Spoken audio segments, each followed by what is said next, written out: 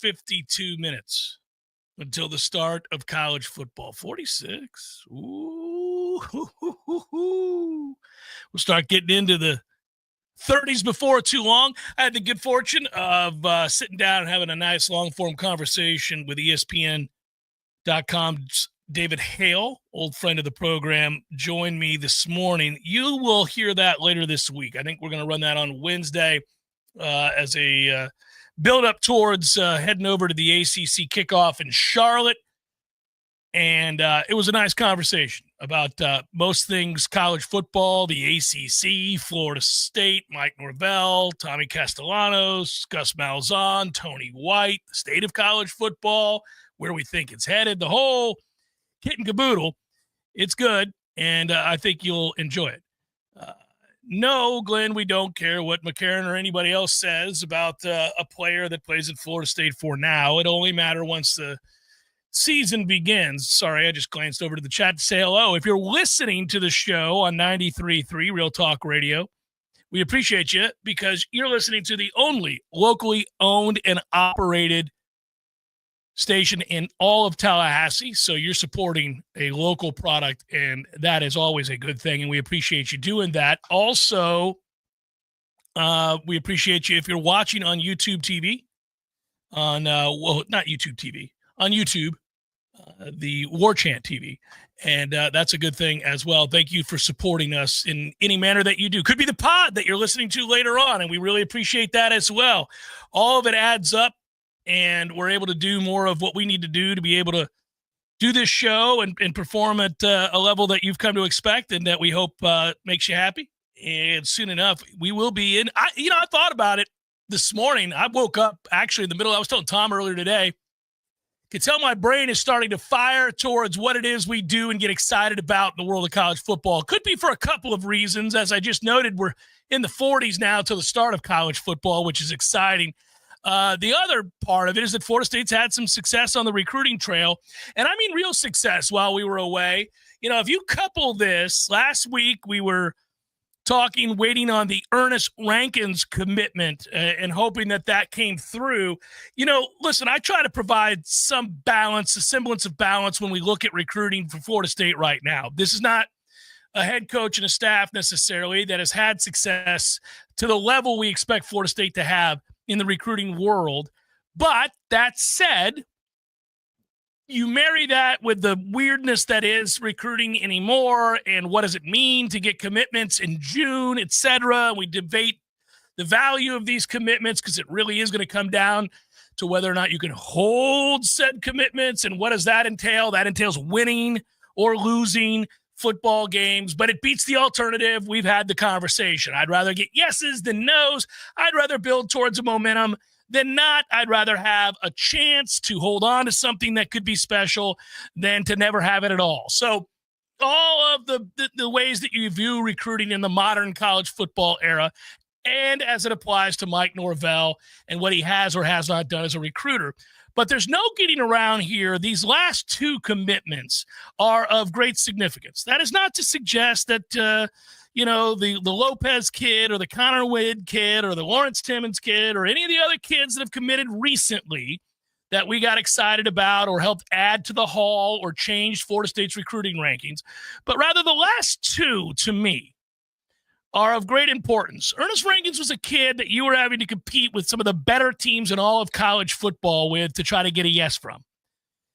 You're talking about, again, recruiting a kid that had offers from the likes of Georgia and Auburn, who pays, Texas A&M, who's sitting in the top 5 in recruiting right now, who also pays, right? So when you outfought those programs and those recruiters and that money, amongst others, throw in Big Ten school like Purdue and some others that I remember were on the list for him, then that's a real get. And if we're just talking about body types and upside and all of that, he's one of those legit dudes. Pretty much a consensus 4-star with a chance to become a 5-star, is going to get even bigger, but has the measurables. That was an exciting get. That's why I bring his name up. So there was an uptick for me. I've been rather neutral on all these other signings. I've been like, it's good. Beats the alternative. not overly excited. They're not excited. They're not exciting to me because they're not two of the most vital positions on the field, offensive tackle and defensive end. And so I kept waiting for that. I wanted to see that, needed that. But also, they weren't consensus necessarily like a 5-star. You weren't getting a 5-star kid where you're like, hey, now that's something. But Rankins was a kid that has the potential to be a 5-star and everybody wanted. And now you bring in Kennan, who we speculated before we broke for the long holiday weekend was going to commit to Florida State on Sunday. We thought he might, but I knew that was in some of the sites have him as a 5-star. He's a top 50 national recruit. He's a big to-do, the biggest to-do that they've signed yet, over the quarterback, over the defensive lineman, over anybody else in this class. Depending on where you look, Rivals has him as a 4, ESPN has him a 4, 247 has him as a 5, I think On3 as a 4. So that's what he is, right? He's a blue chip through and through. He was Georgia, LSU, Florida. All the big schools wanted him, and he chose Florida State. It certainly helped that he grew up as a Florida State fan. It certainly helped that his sister attends Florida State. That's true, but you still got to get him. You still got to pay the money to get him. You still got to give the effort to get him. You still got to have a pitch that resonates, that he's excited about. And clearly that happened. And so now you got another blue chipper and a legit blue chipper who could be a superstar. That's a huge get. That is a big deal. I would now say, more so than last week when the chips were falling in Florida State's favor, I would now come over to the side of those that are getting pretty excited about the momentum in recruiting for Florida State. They still have to find a way as the season plays out to win enough games to be able to get a big-time offensive line recruit and a big-time quarterback recruit. I know we signed or got a verbal from a quarterback who I don't love, but not for the system, but you had to do it. I want to continue to see that momentum build where perhaps others are in the fold for this, and we'll see what happens. But that is a big, big get. And for Florida State, it's good news. I mean, look, we're in the middle of July or early July. There's only so much momentum you can gain in recruiting. There's only so much you can talk about with this. We do know, again, the games are going to play out. They're going to matter. How you play is going to dictate whether this class stays intact or doesn't. But clearly, the effort in recruiting, and that's what I'm talking about here. I don't know how many of these kids they'll keep and how many more they'll sign or how many more they'll gain momentum with or how many they'll lose. But clearly, Mike, staff, Atal have figured out that they have got to do better when it comes to prep recruiting and probably learned a very, very, very, very valuable lesson as to why that is after last year's debacle in the first ever really gross misevaluation of portal players. And he missed en masse, and you had nobody to fall back on, and it all went to hell in a handbasket.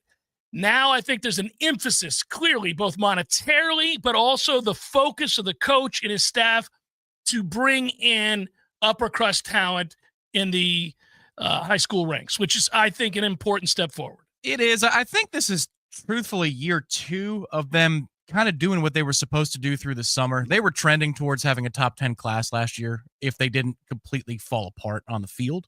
It was going that way. This is more impressive because you're coming off of that year with that information of going 2-10. And 3-4 months ago, you might have said, just get to the season with some semblance of a class, like something that resembles a top 20 class. And hopefully you're in on a few kids for official visits that are going in season. Bring them in for the Miami game with the new football-only facility, win one of the 2 games against Miami or Alabama, and maybe you can close and go on a run.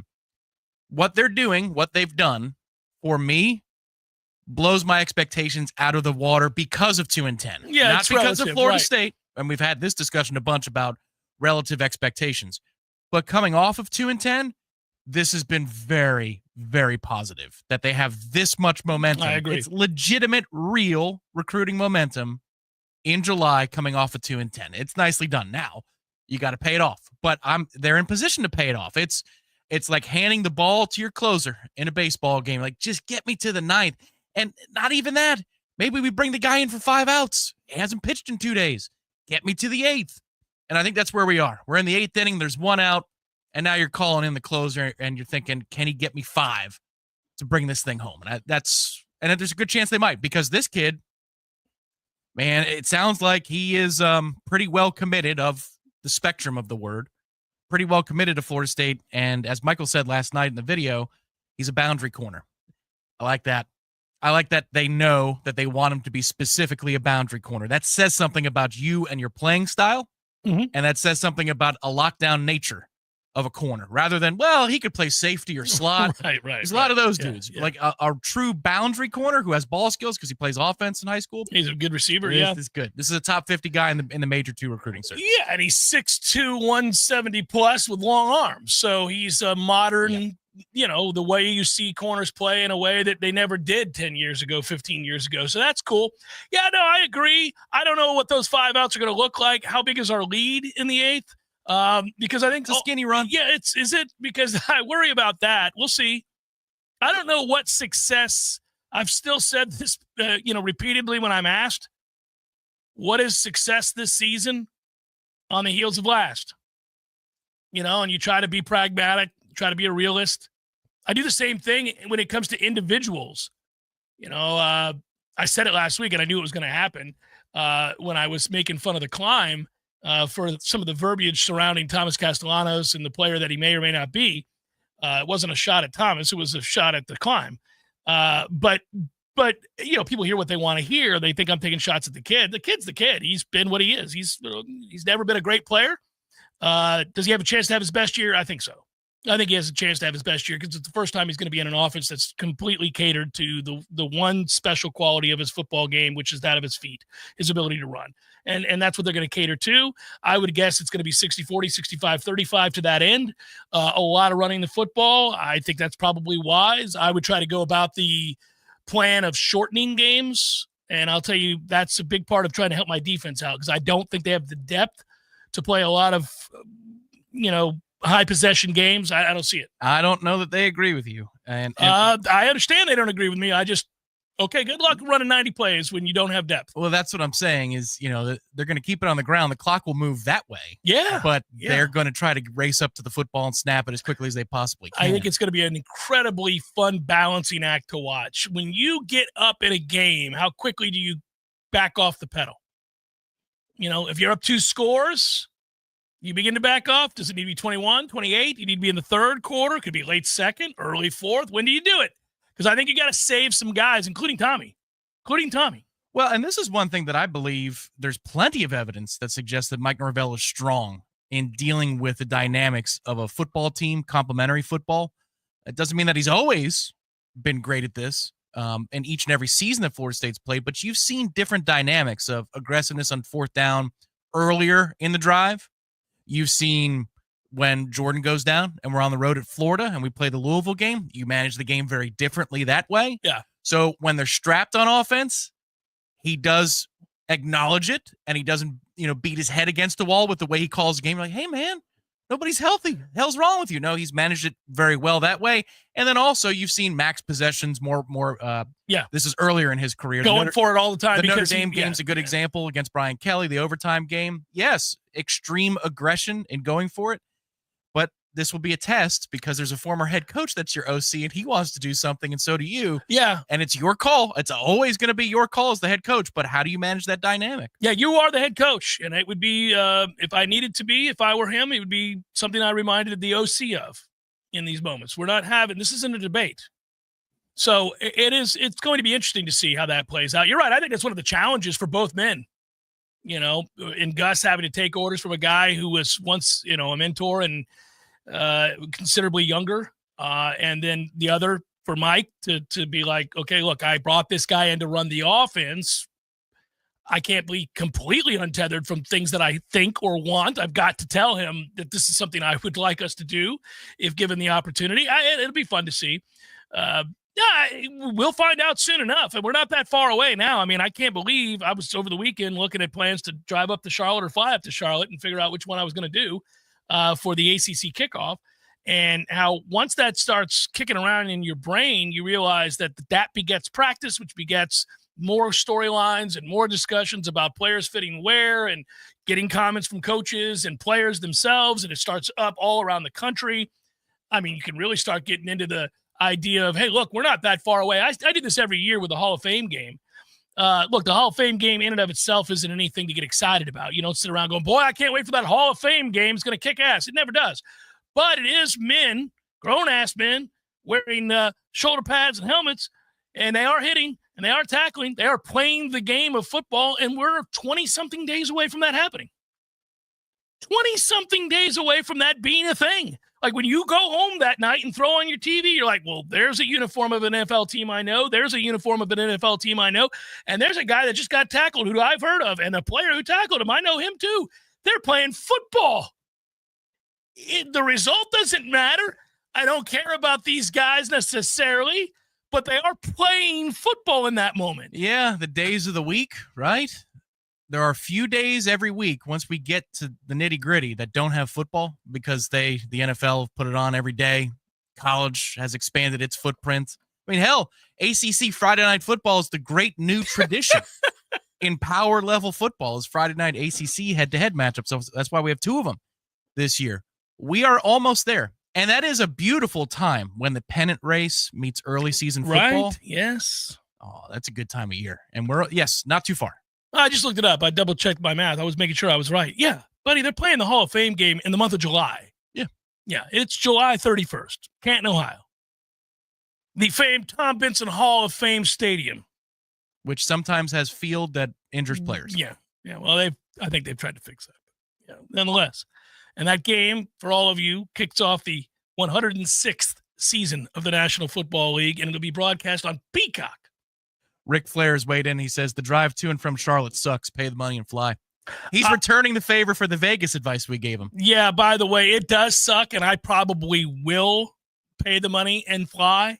I could do without flights out of Tallahassee just telling me to grab my ankles. Man, I'm like, oh, well, got to get to Charlotte. That seems like a reasonable trip for most business people. Tallahassee to Charlotte, Charlotte to Tallahassee. A lot of people fly in and out for business reasons to Charlotte or D.C. Let me take a look. Yeah, Jeff, you can get there. $882. Man, it's my ass, Tallahassee. What in the world? I'll do it, but that is ridiculous. This morning I saw one for $723. Yeah. Pounce on it. I should have seized the day in the moment, right? It's something to behold. Pulling it up on Google now. Go ahead. Yeah, it's a whole lot of screw you. What day you coming back? Whether it's American or Delta, they don't care. It's a whole lot of screw you. You coming back Wednesday? Thursday? I'd leave Tuesday or Monday night and come back Wednesday. I'm not spending. That's the other thing about the ACC kickoff. Like as soon as we get done talking to Mike, which is Wednesday, I don't know. I need to hang around much longer. Right. Yeah. 719. Yeah. Oh, down to 719. I'll keep waiting. You don't want to do Thursday. It's $30 extra on Thursday. You know what I did think about? I thought about just renting a really, really nice car. Like a fabulous self-driving car, like a lavish car, like a ridiculous car, a limo. I thought about getting a really nice vehicle just to enjoy the solitude of a long drive in a very nice car, and listening to my music and pods and books on tape or whatever I want to do, and just it's just me, just doing whatever I want to do. Is there a limo service in the greater Tallahassee area that wants the promotion of a lifetime? Jeff to Charlotte, I'm in. We'll promote the hell out of you. It's the Jeff Cameron Show, 93.3 Real Talk Radio, Warchant TV. Your AC unit decides to give up the ghost. It doesn't always pick the best time. But no matter what time, day or night, or day of the week, you can call E&B Heating and Air Conditioning. We'll be out to bring your AC unit back to life. We've been repairing and replacing heating and air conditioning systems in the North Florida and South Georgia area since 1974. So when your air conditioner stops working, call E&B Heating and Air Conditioning to the rescue. This time of year, we enjoy spending time outdoors in this beautiful North Florida climate until a mosquito attack begins. Paul's Termite and Pest Control can help you take your yard back. We have an affordable program to help keep mosquitoes away. And our program even helps with other pests like ticks. Mosquitoes are a nuisance to you, and by carrying diseases such as heartworms, they can be harmful to your pets. Learn more about how Paul's can help protect you, your family, and your pets from mosquitoes. For the elimination of termites, pests like mosquitoes, and a greener lawn too. Call Paul's. We'll get them all. Do you want to take your yard back by having a green and pest-free lawn? At Paul's, we understand the unique needs of your North Florida lawn, which is why we developed a program to address those concerns. Our treatment program includes inspection, treatment, and education on best practices for optimized results while remaining environmentally conscious. An added benefit is that our lawn treatment is flea suppression, so having a greener lawn can help protect your pets too. For a greener lawn and the elimination of fleas too, Call Paul's. We'll get them all. Some men follow the crowd. Others take the long way, the wayward way. At thewaywardgent.com, we've curated the gear, gadgets, and grit every respectable man needs, from the fairway to the fire pit. We've identified the top-rated Amazon finds, so you don't have to. No fluff, just the good stuff. Visit thewaywardgent.com for the man who's not afraid to live a little off course. Thewaywardgent.com. Ain't nothing but a G-pop, baby. I am 99% sure that is not how the lyrics go. Well, you like remixes, right? Of course. Well, think of this as a Grassroots Coffee remix per se, because Grassroots Coffee is now in the single-serve coffee pod game. Dude, those single-serve coffee pods and cups are weak sauce. Not Grassroots Coffee G-Pods. They have more coffee in them than regular single-serve pods and cups. Seriously? And not only do they have more coffee, they have a built-in filter for better brewing. They fit in most Keurig machines, and they are fully compostable. It's still the small batch, slow roasted coffee you love, so go to grassrootscoffee.com and get your box of G-Pods today. Baby! See? Remix! Well, actually, that's more of an homage. Grassroots Coffee, locally owned, locally roasted, and made for everyone, loved everywhere. Grassroots Coffee G-Pods. So very good.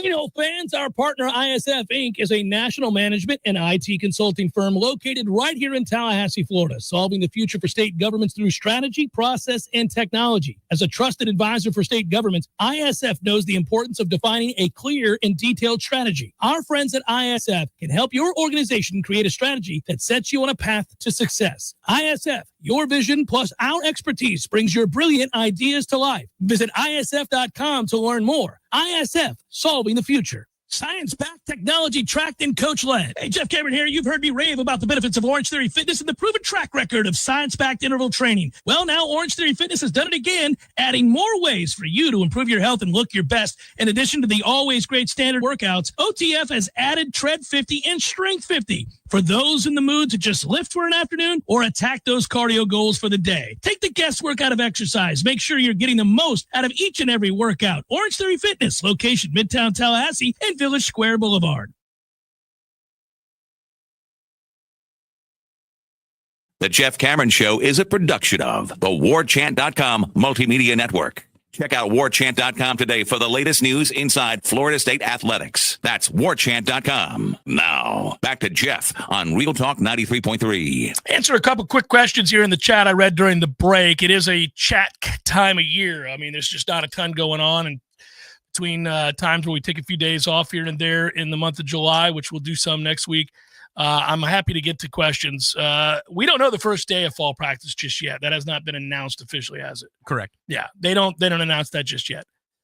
So we'll know soon enough. I think, listen, when we get up to Charlotte, which obviously is right around the corner, then we'll be able to talk to Mike, talk to the players, and get a better sense of what's what. But it's one of the reasons I like going up there. It's always nice, too, to run into folks that cover all the other programs and kind of get a better sense of either the optimism or some of the ominous feelings around a program. I'm always curious. I mentioned at the outset of the show that I talked to David Hale, and I wanted to get his sense of what to make of last year. I mean, we were mired in it. We were mired in it on a day-to-day basis. The rest of the league was not. The rest of the league took the stance that we would take while watching. I think, what was the year Florida went 4-8? And I remember we were watching that going, good God, did you ever think you'd see this? They're 4-8. Georgia Southern has beaten the Gators. I had 2014, I believe. Whatever the year was, but I just remember we were in shock of that. And you know from a distance when you're seeing something like that there's more to it than a dearth of talent. Something else gone horribly wrong. And so I wanted to get a sense from him, like, how did the rest of the league view it? Because he talks to coaches on a regular basis across the league. I'll save that for when we run the interview on Wednesday. I think we're going to do it. But I just wonder how it affected the way we view this whole thing. Like, I think it's an exercise in introspection to some extent. Like, how much is our vision of what could be good or bad really, really kind of, I think, heavily influenced by having been here each day of the week last year during the season. It's like that at some point that took on a life of its own, and the weight of that garbage now clouds everything you look at. Because part of what I've noticed within the fan base is that there's a real, and this is fine, hope springs eternal. I'm one of those people who kind of lives by that adage to some extent. Hope springs eternal. I love spring training. And I know but I'm also very pragmatic and a realist. There's a part of me that's like, I know that some teams are better equipped to win than others in any given sport in any given year, despite it being preseason or spring training, whatever it might be. But I always like to leave room for the idea that there's a surprise, because there's also a surprise every year. Somebody plays a lot better than anybody thought they could, just as there is a shock every year when somebody plays quite a bit more poorly than we thought they could. Unfortunately, we were that team last year as the great outlier in a sport that is changing all the time, and what's possible is changing all the time, good and bad. But I wonder, when we sit around and kick around ideas about what this team can be, just whether or not we have the ability to see it without it being heavily influenced by what happened last year. Because on paper, we should. On paper, you have so many more new faces and new starters all over the 22. But I don't know. I've wrestled with it. For me, I think it's easier. I think it's the media cap allows it to be a little bit easier, because already the way that we consume games there's layers to it. There's the fan way of consumption. And I think you get to live in that lane a little bit more than I do. But it doesn't mean that we don't live in some variety of both the clinical watch of Florida State football and then the one with our heartstrings attached to it. It's hard to completely separate one from the other. But to me, it's kind of like the noise around a quarterback, and a quarterback who is polarizing. There's a big part of the fan base that thinks he should be benched. There's a big part of the fan base that thinks he's been failed, and they all yell at each other for a given week. And then when the ball is snapped, everybody shuts up and watches, even if just for a moment. They put down their swords and they see what's going to happen on this next throw on a first down. And they see what's going to happen in its 10th throw of the game. First time you're in the red zone, here's the throw towards the end zone. Everybody shuts up and they watch where the ball goes. And they see if it's caught for a touchdown, if it's intercepted, or if it chips off the bricks, around the stadium. But in that moment, before it happens, everybody quiets themselves down. That's what I'm longing for here for the first game against Alabama, because there's a lot of chatter. And I think most of us will be able to quiet ourselves, watch the ball get kicked off in the air, and see where we go. That's what I'm hoping for. We will. I do think one of the great pastimes of being a college football fan and avid supporter, like a lunatic supporter of a program, of a team, like we all are as Noles, but it really stands for anybody that's a college football fan, is projecting, is predicting, is trying to get a handle on what we think the good, the bad, and the ugly could look like. We all love that. It's why we sit around and have a cold one together and belly up and say, well, I think Wake's going to be better than people think. I mean, just what you engage in as a fan. And we do try to do that, especially during the dog days of summer. I find it more difficult because of what I said last week. Look, Castellanos has not been an accurate passer for the most part, and he's not been a too terribly effective quarterback. But he's also never been in a system that is going to be 100% catered to him. So I see both sides of that, where I could go, well, I could take these numbers and I could look at the good and the bad of those numbers. There's some good in there too. But I don't know that it's applicable, because it doesn't really matter if he's not been running the program that he's now going to run, right? Now you're taking the skill set and you're seeing the good of it, which are the feet, and you're seeing the bad of it, but you see that could be helped out because of situations that you put him in that are more favorable than sitting in the pocket trying to be a pocket passer at 5'9" in a system that doesn't fit. So then all of a sudden you recognize, well, there's room for some improvement there too. And you want to be optimistic. At the same time, it's pretty small. If you're going to run him that often, he's certainly a prime candidate to get hurt. And you don't want to be that kind of negative, but you recognize the reality of that. And it's just hard because if you can't get a handle on the quarterback, you can't get a handle on predicting much of anything else. And that's what I think about is the hardest thing. Well, my concern is more about the offensive line. I can't get a handle on them. I know who the guys are going to be, but they weren't healthy for large chunks of spring. And, working together matters to build chemistry and that innate ability to understand that if there's something we've never seen together, the two of us, I'm going to handle this part of it. You handle that part of it, because not all pass-offs are equal. That's why they do those drills. You get different angles, but that's what Tony White wants to do, create different angles and situations than you've ever seen. So there's a breakdown of communication. I'm more concerned about that than I am, because I kind of know what Tommy is. Like, I know what the governors are of his career. There's a lot of data that suggests he is this thing, which the way Gus uses him means that he's going to be effective as a runner, and that's going to open up some things in the pass game. So is the tempo. The tempo is going to open up some things in the pass game, the run game as well. But the 5 in front, I mean, I would have loved if Gunnar Hansen was available in spring. I know he's got a lot of data, too, of what it says that he is, but not playing next to the guy he's going to play next to. Not with Luke in the middle and Micah Pettis all the way down on the other side. Would have been nice to hear about those guys gelling together over the span of, 10, 12, 14 practices in spring. Honestly, that's where my concern is, because how many communication breakdowns are there going to be?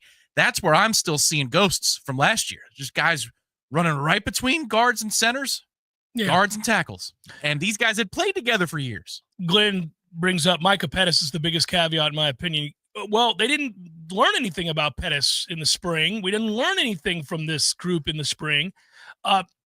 People mistook my criticism last week of the climb for once again, criticism of Castellanos. My criticism about, when they're talking about how great they think this is going to be against the backdrop of what?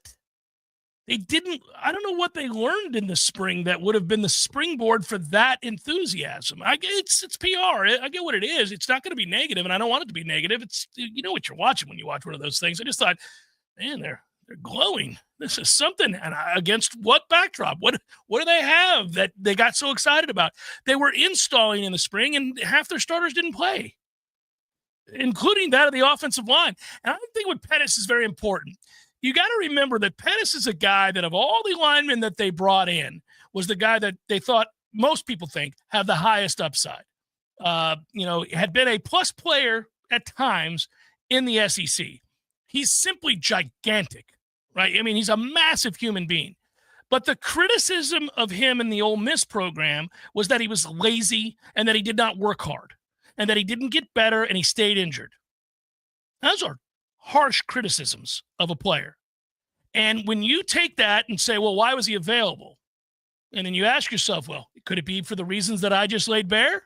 That they didn't fight to keep him? That they didn't pony up? All right, well, then that makes you concerned. Doesn't mean he doesn't recognize that it's money time. It is money time. Come on, big man. Can't pussyfoot anymore. This is when you get paid. This is it. This is where all that size and overall ability has to be put to the ultimate test, and you've got to get everything you have out of your ability and that skill set, because this is how you're going to make a living. This is how you're going to get drafted high, is to perform this year. This is the walk money year. Maybe you get the best he's been yet, and all of a sudden that changes who FSU is, because it would. It would. If he's all ACC, that changes who FSU is. I think you do that with a lot of the transfer linemen. You're like, why were you available? But all of those guys are potentially very good. We know that from their performances on the field in their respective conferences. They've had good games. You brought up Gunnar. He had a good game against Alabama. Well, we're playing Alabama, the first game of the year. It'd be great if he had another one. Wouldn't that be great? He did it before. He could do it again, and it would be important for him to do so. But I don't know, because none of them freaking practiced all that much in the fall. I mean, in the spring, and missed the scrimmages. So you're like, I don't know. Right, which, again, Tommy played. It's not that these guys didn't play. It's just that when you play together, and also it's a new coordinator and a new scheme, so everybody's got to learn these things. It's just, there's a lot of learning going on here. So for Alabama, what percentage of what Gus wants to run is available to you? Probably nothing near 100. what it might be for Clemson on the road. I would imagine the Clemson game plan will be a hell of a lot more varied than the Alabama game plan because of comfort and system, but you're also starting a little bit behind because mental reps are fine to a point, but mental reps are whatever. I don't get too excited about mental reps. I also don't know relative to offensive line play how complex this scheme is. My guess is it's not very, because the totality of the way that the offense is run, it really doesn't seem to do all that many different things. And these guys have a ton of experience, these are all good things and feathers in our cap. Just that, usually the O-line needs to work together for a good significant period of time. So I would imagine that would be an emphasis on fall camp, is getting this group of 5 out there together as much as possible. We don't need to be rotating in dudes on the second team and piecemealing the offensive line like we've seen when we did have access to practice. Any given day, it might be like 3 of the first team, 2 of the second team, vice versa. And it's like, nah, man, not with this group, because these are all super seniors anyway. They're only here for 12 games. So much like with Castellanos, you have an idea of his skill set. Let's run him into the ground. These guys, whether it's Richie Leonard or Medley or, those guys in the middle, and of course, Pettibon, this is it for them.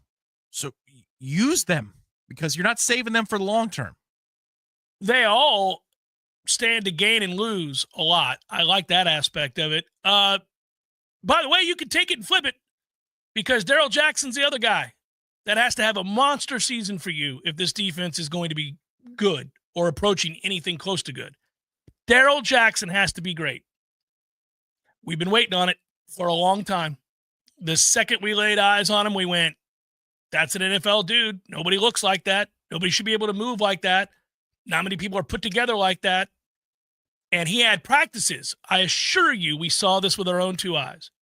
He had practices where he would decide to take over drills, take over moments in which they couldn't block him. Sometimes 2 guys couldn't block him.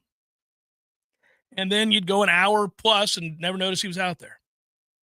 And it's been that way in games where you see him and you're like, there it is. That's what's possible. Disruption, size, strength, good footwork for a guy that is staying low, doing the kinds of things you want to see that would launch your career in another direction into the NFL, get paid.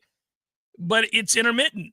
And for them to be good, he's their most talented player probably on defense. So if you look at what he's got, just the gifts that he has at that size and that explosiveness at that weight, he's got to take a huge leap forward, much the way I was talking about with Pettis on the offensive line. When you have guys who have something that you can't just work on, like you can work as hard as you want, but if you're 6'2", 235, that's not 6'5", 330. So there's just not, you know what I mean? And he has that. So let's see if he gets everything out of it. Because if he does, it probably changes who you are as a defense. And these are things we can't know. But what we say about that is this is the money year. If he's ever going to do it, it would be now. You just look back to last year once more and look at those guys that rotated in, played a ton of snaps on offense and defense. Who outperformed your expectations last year on our team? Anybody?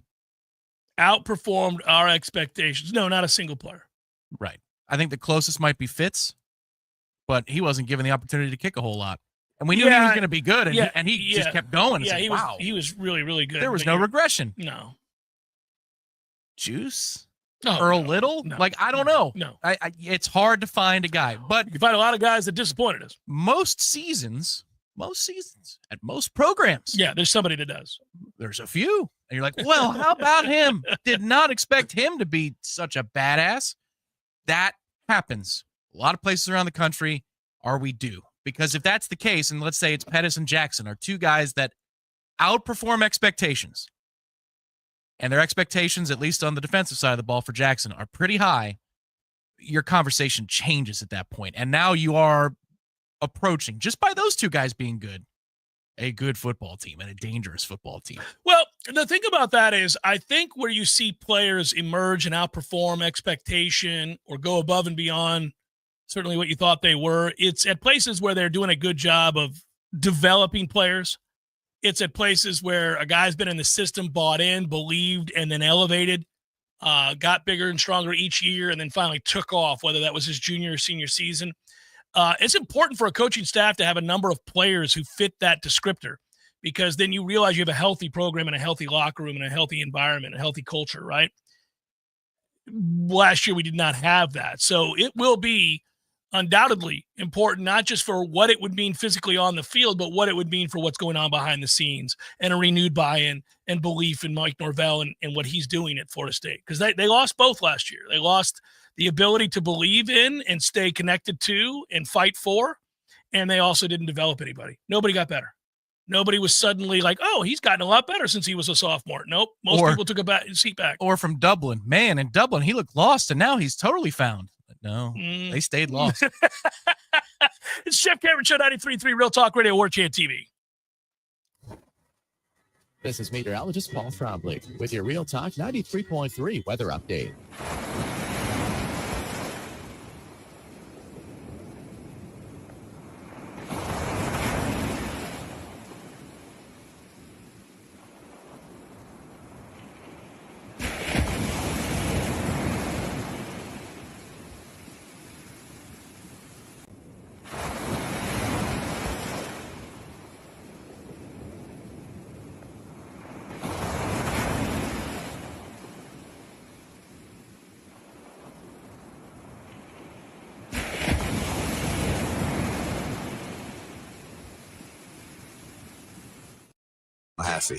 Leaky faucet, busted pipes, clogged toilet? M&L Plumbing is here for you. For all commercial, construction, and residential plumbing issues, call M&L Plumbing at 575-9393 or visit online at mnlplumbing.com. I'm still going for it, even with higher stroke risk from atrial fibrillation, an irregular heartbeat not caused by a heart valve problem. Over a 3-year study, Eliquis apixaban tablets reduced stroke risk better than warfarin, and over 97% of Eliquis patients did not experience a stroke. A first stroke occurred in 2.9% of warfarin patients versus 2.3% of Eliquis patients.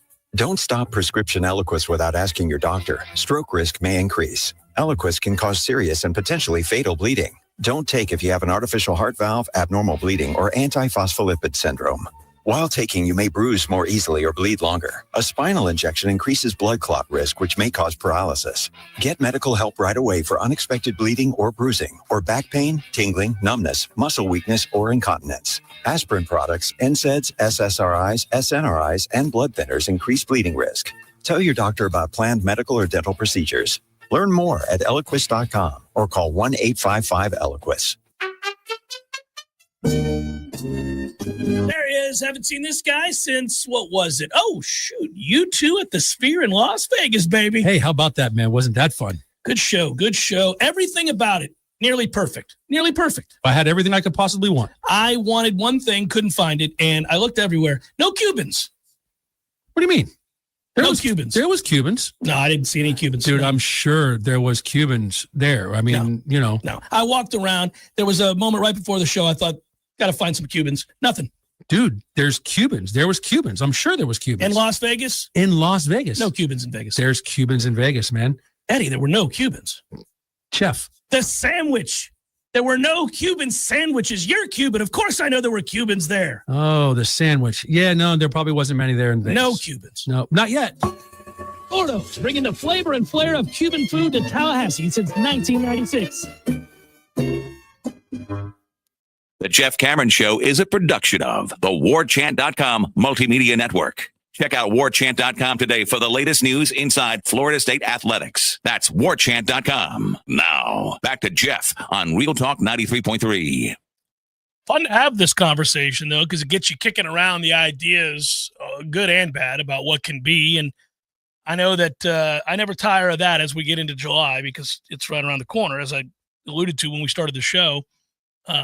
It's kind of omnipresent now. I mean, obviously, I still taking into baseball, still watching what's happening in the sports world, but my thoughts more and more trending daily towards college and pro football, as they should. Now, it's a little bit different for teams who are fans of teams who are in the fight. You had a good weekend in the Subway Series, which was nice. Hit our way to it. That was good. Good to see. Good to see that. Yeah. But yeah, I watched Cal Raleigh hit 2 bombs against my Pirates, and the first one was upper tank. Mm-hmm. I thought, well, if somebody's going to do that, good for you, Cal. God, the one he hit from the right side was. He's a big boy. He's at 35. Yeah, he's a big man. He's got a lot of power. You got a lot of power. It's something to behold where you're like, well, goodness gracious. But yeah, I'm having dreams about it. I told Tom I woke up at 2:45 in the morning last night for no reason. This is what happens when you get old, kids. That's what you have to look forward to. You go to bed at a reasonable hour thinking I'm doing the right thing. I like to get up early, so I went to bed last night around 10:45-ish on a Sunday. It's kind of late, actually, on a Sunday. Curled up, threw on, I think it was the West Coast baseball game I was getting ready to watch. Kind of fell in and out of sleep pretty quickly. My wife just turned off the television, which she does when I quickly fall asleep. And inexplicably at 2:44 a.m., eyes were open. I could have run a marathon, wide awake. And I was thinking about our pregame show. I was thinking about your postgame show with Gene. I was thinking about that first game against Alabama. I mean, stringing together thoughts about, well, we're going to do this, and this year's Jeff Cameron Show bowling tournament, we'll do this. We've still got this. I'm thinking about the charitable events we do. I'm thinking about the get-togethers. Some of them I won't be able to make always, but somebody from Warchant will be at Corner Pocket Bar and Grill again on Fridays for home games this year, I would assume. Some of them I won't be able to because I'll be watching my son play football for these guys. But, yeah, for some of them I will be there. And just all that, I was getting excited, just laying there, 3 o'clock in the morning, nobody to talk to about it. Thought about getting up and walking around the house, kind of just storming ideas of things that we could be doing for football. I'm just glad, as I'm now with you thinking ahead to the season, that the Alabama game is on the Saturday of Labor Day weekend. I'm tired. I was tired of the Sundays and Mondays of Labor Day weekend. Mm-hmm. It's nice. Just tuck it away on the Saturday where it should be. You have the buffer after the game. I think the buffer helps, especially against a marquee opponent. Get a little extra time to let it bake, whatever you saw, and then you react to it and you speak on it. I mean, of course, we will already do that in the postgame show, but you know, when we have to race in here the next day after a game ends at 1 a.m. or 11:30 p.m. and the postgame show ends at 1:30 a.m., I don't like that very much. I like when we have a buffer, and I think for everybody out there too, for your traveling purposes, that you don't have to travel to and fro Tallahassee or Orlando or New Orleans for a Sunday game on Labor Day weekend, that it's on the normal Saturday. It's a win. I think we should just do that from now on. Low-key, worst part of last year, besides all of the losses, there were a lot of losses. So outside of all the losses, low-key, worst thing about last year was the absurdity of the schedule, where we were singularly embarrassed across the country over and over. Now, we didn't have to choose the role of that being the one that's embarrassed. I get it, but it pissed me off to no end that not only were we bad, but we were going to be bad in a way for the whole world to have laser focus on, because we were playing on random days at random times all by our lonesome. Here you go, stuck out here away from the rest of the family. Enjoy your dinner. Yeah, it was awful. Every time you looked up, they're like, okay, we're one of 2 games today. We're one of 1 game today. We're the only national game today. And we're down by 3 touchdowns early in the second. Great. How about a little 9:17 p.m. kickoff for you on a Saturday night? You know, for me during the season, my balance, I hardly miss it. I try never to miss it, is my Sunday morning tea time. It's a Sunday That's morning. Right. You're a big Sunday morning tea time kind of guy. Yeah. I'm off the first tee by, it's either the 7:54 or the 8:02. One of those 2 tea times, off the tee box. A lot of naps before that tea time last year. Too many naps instead of full-on nights of sleep. Like, yeah, here's your 3 hours. I'm not going to miss that tea time. And there are the days. Oh, how much sleep did you get, Lang, when I'm on the first team? Not enough. And oh, by the way, did you see we lost by 30? Some game, huh? Hang on. Hang on. I'm going to take your money. Hang on now.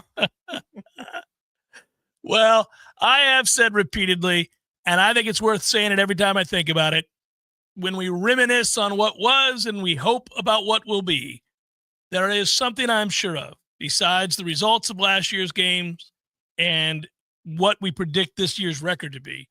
I am sure of something, and that is that the effort on defense will be worlds better than we saw a year ago. Guarantee it. That shouldn't bring comfort, but it does. Well, there's not much that will leave you more despondent as a fan of the game of football and understanding the sacrifices that it takes to play it and the blood, sweat, and tears, the equity spent trying to prepare to play it. It is unimaginable that people would then go through the motions when they get this one chance 12 times a year on a Saturday to go out and play a football game, and to waste that opportunity with loafs and indifference makes you reprehensible, completely unlikable, and I think a travesty in a lot of ways. Not because of what you owe any of us as a student athlete, not because you wear the colors that we're all so proud of, not because of anything other than you have fleeting opportunities to put to use all of the aforementioned blood, sweat, and tears and sacrifices. And how one would decide on a Saturday to just forego these moments in time in which they could be at their very best, their peak physical output that they're going to have in their entire life. It just doesn't make any sense, and it's why they were eminently unlikable, and it's why, in many ways, you hated your own team last year. And I do not think that will happen this year. I do not believe that can happen this year, and I don't think Tony White would let it happen. So that I hold on to and believe wholeheartedly will be different. I don't know about the results of the games, but that's going to be different. Hour number 2, forthcoming.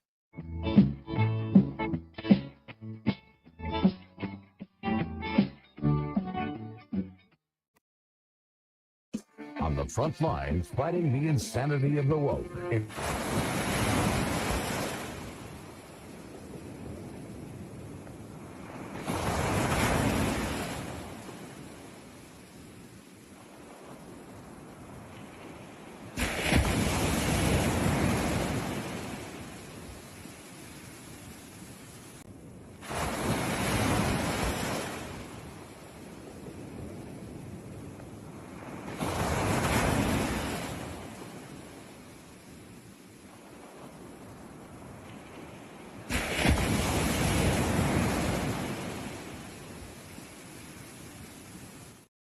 Plunges reduce muscle soreness, boost mood, improve sleep, and so much more. It's not just a trend, it's science-backed wellness, and now you can have it in your own home. Ready to feel alive again? Pinch a Penny has the exclusive home use solution. Visit us on Capitol Circle Northeast and take the plunge.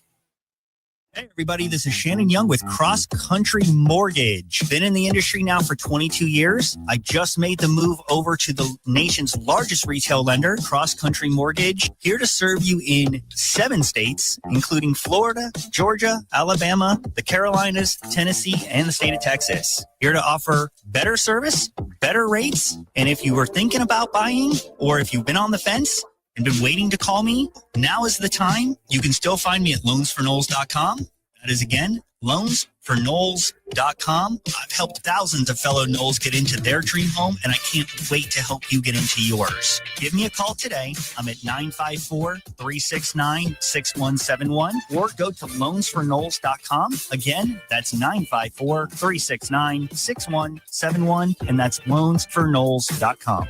Equal housing NMLS 373031. Hey, this is for my homeowner friends out there. You know who you are. When you get your grass cut, you're going to inspect the work, make sure it's good. Get your house painted, check around every corner and edge, make sure that's done right. Get a new roof, got to get eyes on those shimmering new shingles. Get your septic tank cleaned. Bet you're not popping your head down in there to take a look around. You got to trust it's done right. I'll make it easy. Go see my friend Greg Miller, Miller Septic. They're my guys. I trust them, and you can too. MillerSeptic.com. That's it. That's the commercial. That's the whole thing. Check them out. It's MillerSeptic.com.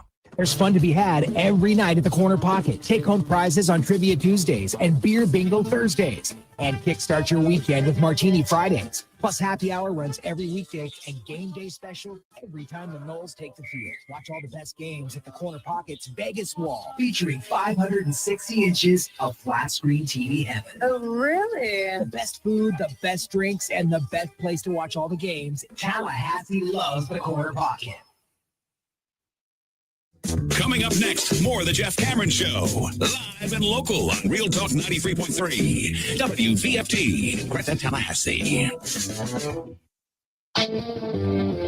Your Sports Flash update on Real Talk 93.3 in Tallahassee. Florida State football adding to their recruiting class as 5-star cornerback Chauncey Kinnan has committed to the program, beating out Florida, Miami, Georgia, in addition to LSU, and also Oregon, as they are able to get a big-time player despite the fact that they went 2-10 this past year. Speaking of Florida State football, according to a report from FBSschedules.com, Florida State will play host to East Tennessee State in 2027. They will pay them $525,000 to play that game. Baseball, Rays over the Twins yesterday, 7-5. They play Detroit tonight. Marlins lose to the Brewers 3-1, and they'll match up against Cincinnati tonight. This Sports Flash is presented by Progressive. Bundle auto and home, renters, or condo insurance, and save with Progressive. I'm Matt Pauley on Real Talk 93.3. What's the best place to shop this summer? Macy's. It's our first ever Star Deals Week. 6 full days of store-wide savings on everything you want. From shorts and swim to fine jewelry, all up to 50% off. Plus, home updates from Hotel Collection, Green Pan, and more, up to 60% off. Not only that, shop Macy's.com for new flash deals every day that everyone will love. No membership required. So don't miss Star Deals Week starting tomorrow at Macy's. Savings off already reduced prices. Exclusions apply. You gotta dip your chicken strips. Hey, this is Kiani. And this is Tabitha. And a little thing we love about Chick-fil-A chicken strips is all the different sauces we can dip them in. I like to line up all my favorite sauces so that in every bite, I have a different flavor.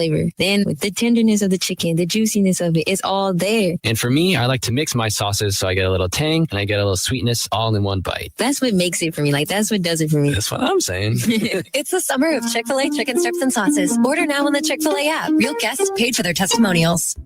All right, about that time to upgrade my iPad and my Apple Gear. How much memory do I need? What upgrade should I get? What size screen?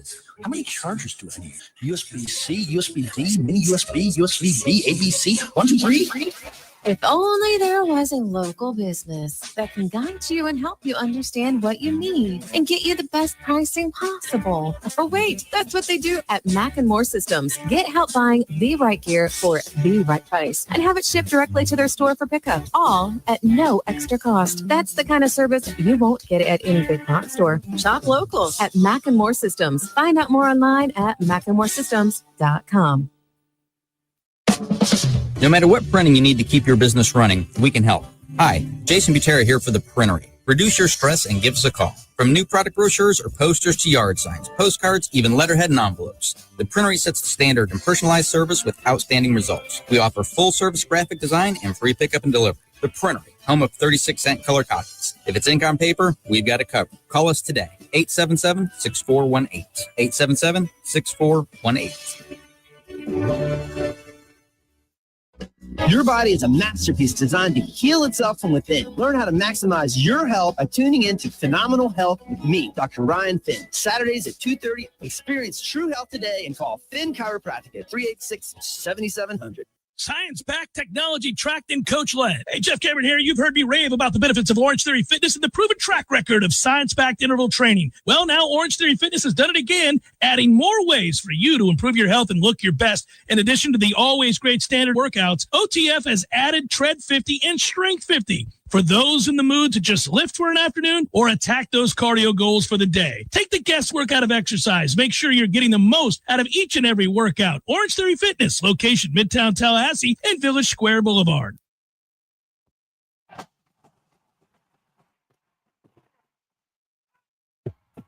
Broadcasting live from Florida's capital city, this is the Jeff Cameron Show, brought to you by Orange Theory Fitness on Real Talk 93.3. Now, stop what you're doing and listen closely. It's time for the Jeff Cameron Show in 5, 4, 3, 2, 1.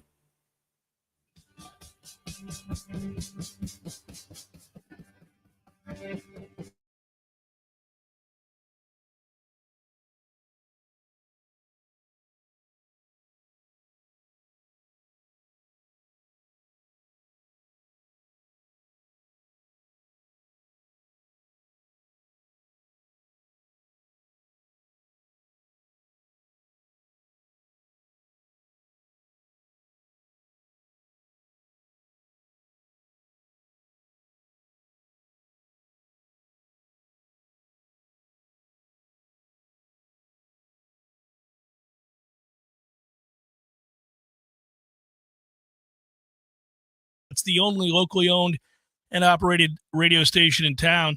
And we appreciate you watching on Warchant TV as well there on YouTube. And I appreciate you listening to the pod. Mean to say it more often, but certainly always think it. Listen, by the way, Brett and others, I get that, seeing great effort is a low bar. Agreed. And I'm not saying that that's something you should, feign over the top praise for. I'm just saying I know that is going to happen this year. And they weren't watchable for many of the games a year ago, not just because they couldn't execute, but because they didn't try. And I know a lot of people disagree with that. I've had pushback on that. There are those that say, hey, look, players absolutely did not quit. Coaches are certainly rarely going to ever admit it, even when they see it. Hell, I've had coaches admit it and then quickly retract the statement within 24 hours because they know what it means. It's the most indictable offense that can happen under a coach's watch. You cannot have it. But I think we saw evidence of it time and time again last year, and I know we did. And I just don't believe that'll happen. So that's something to look forward to, not something to go crazy about. I would hope for $10 million a year you can get guys to try hard. That's true. It's so much better to watch, even if you're not. And I think the reason I bring it up is because this is not a team that's going to win the league. This is not a team that's going to win 11 games or anything like that. So what you better have in the games that are going to be 50-50, 55-45, 60-40 is elite effort. That's the only way you can, win those games is to certainly be up there with the level of intensity necessary in an evenly matched game to win. Yeah, they told you that they quit last year. The coaches did, especially in the transfer portal when Mike Norvell said they were looking for championship effort from the guys that they were judging and evaluating on film as they went into the portal. I mean, if he tells you that, that this next wave of kids that comes in, we were looking for elite championship effort, means that they didn't have it. They didn't have the effort. He was asking by week 4, Monday press conference to the media, what are you guys doing? I asked my players, what are you doing? What extra work are you willing to put in when you're not here at the football facilities? That is a coach openly saying, doesn't take much of Coach Cameron's translator. That thing returns a result in 0.5 seconds, and it says, we don't have guys that are committed to playing hard and doing the things that are necessary to win, which is what this program had an awful lot of in 2023 and 2022. A lot of guys who put in the extra time and the extra effort. Hopefully this crop of transfers that they brought in mirrors more of that wave of players. Because if it does, then you're right. In those 55-45 matchups, you could push that an extra 5 to 10%. Well, you're going to have to, because that's what's going to be the difference between a good season and a bad season. It's as simple as that, because they're not elite. They're good enough to compete at a much higher level and maybe win 8-9 games, but they're not elite. They're going to lose a few games. I think they'll lose at least 4 games. But that doesn't mean you can't upset somebody like a Miami here. Doesn't mean you can't go on to have a good season and be worlds better, pushing towards something that would make you proud the following year, right? But the only way that happens is to win some of those borderline games where you're not appreciably better from a talent standpoint. I hate that that's where we find ourselves, but that's kind of where we're at right now. We're not previewing this season the way we would prior to the cataclysmic campaign of a year ago. Truth, the way I'm looking at this year is I'm thinking, I hope this bunch of old dude rental guys that we brought in can do enough to stabilize it so maybe some younger dudes and some more old dude rental guys next year can keep us in a position to where, the arrow is pointing up. Because on offense, essentially, you're going to lose everybody except for Chroma and Pittman. No, he's done. I think he's a senior too. So Chroma, if Otto ends up being a starter for you in the offensive line, obviously then Landon Thomas and Mari Williams rotate in, and whoever your third receiver is probably Boggs. Everybody else, yes, you get your one shot here to stabilize things. We're going to use each other. This is a very modern college football season upcoming for this team. We're going to use each other for a year, everybody, and let's see what we can get out of it. I'm interested to see in that first game. So I've spent some time, and I'm spending more and more time on Alabama coming into this season. If you took a collection of the season previews to look at Alabama, you get a pretty wide array of opinions, but most seem to think that the combination of DeBoer and Grubb being back together again, and that's what they were over in Washington, and that's where that offense flew high. Of course, it helped that they had Penix, but they really had it going there, and that was a big boost in the minds of Kalen DeBoer, I'm sure, to go get his guy and bring him in. But they still have questions at quarterback, and I can't get a sense of whether or not they think definitively Ty Simpson is going to be the starter. You get the comments that he would certainly have the lead coming into camp, that Ty Simpson is the guy to beat out because he's the guy that's been there the longest. He's a guy that, and by the way, if you go all the way back, we talk about recruiting, Ty Simpson was the guy that Clemson was going after big time, and they had to settle on Cade Klubnik. And, of course, unfortunately, it worked out for Dabo and Clemson, as Cade Klubnik now is one of the elite quarterbacks in college football, and Ty Simpson is trying to become a starter after having been there for several years. So I say several, I think 2 years. So it's interesting, but that tells you what he was as a recruit. He was very highly recruited. There are many that think that Austin Mack will be the guy. All I think is that it adds up to a couple of things. It adds up to, another reminder that I'm glad we are playing Alabama when we're playing Alabama. Because a lot of people believe that they have the best offensive line, arguably the best offensive line in college football. You throw in the mix what they have at receiver. You go back and look at a track record of DeBoer and Grubb, where the offensive numbers when they last worked together a couple of seasons ago were very, very high numbers, elite numbers, 7 yards per play, that kind of thing. You think you're lucky stars, you're not playing them in week 4 or week 5. You get them early, and we'll see if all of the moving pieces don't add up for a day. And they figure it out, but they figure it out after a devastating 28-27 loss in Tallahassee. I mean, I the more I read about that over the weekend, the more I thought about, I think we all agreed it was good to get them early. But, okay, because getting them early also means you're not suffering the effects of attrition. It's game 1. You go to war because you got nobody the following week and nobody the week after that.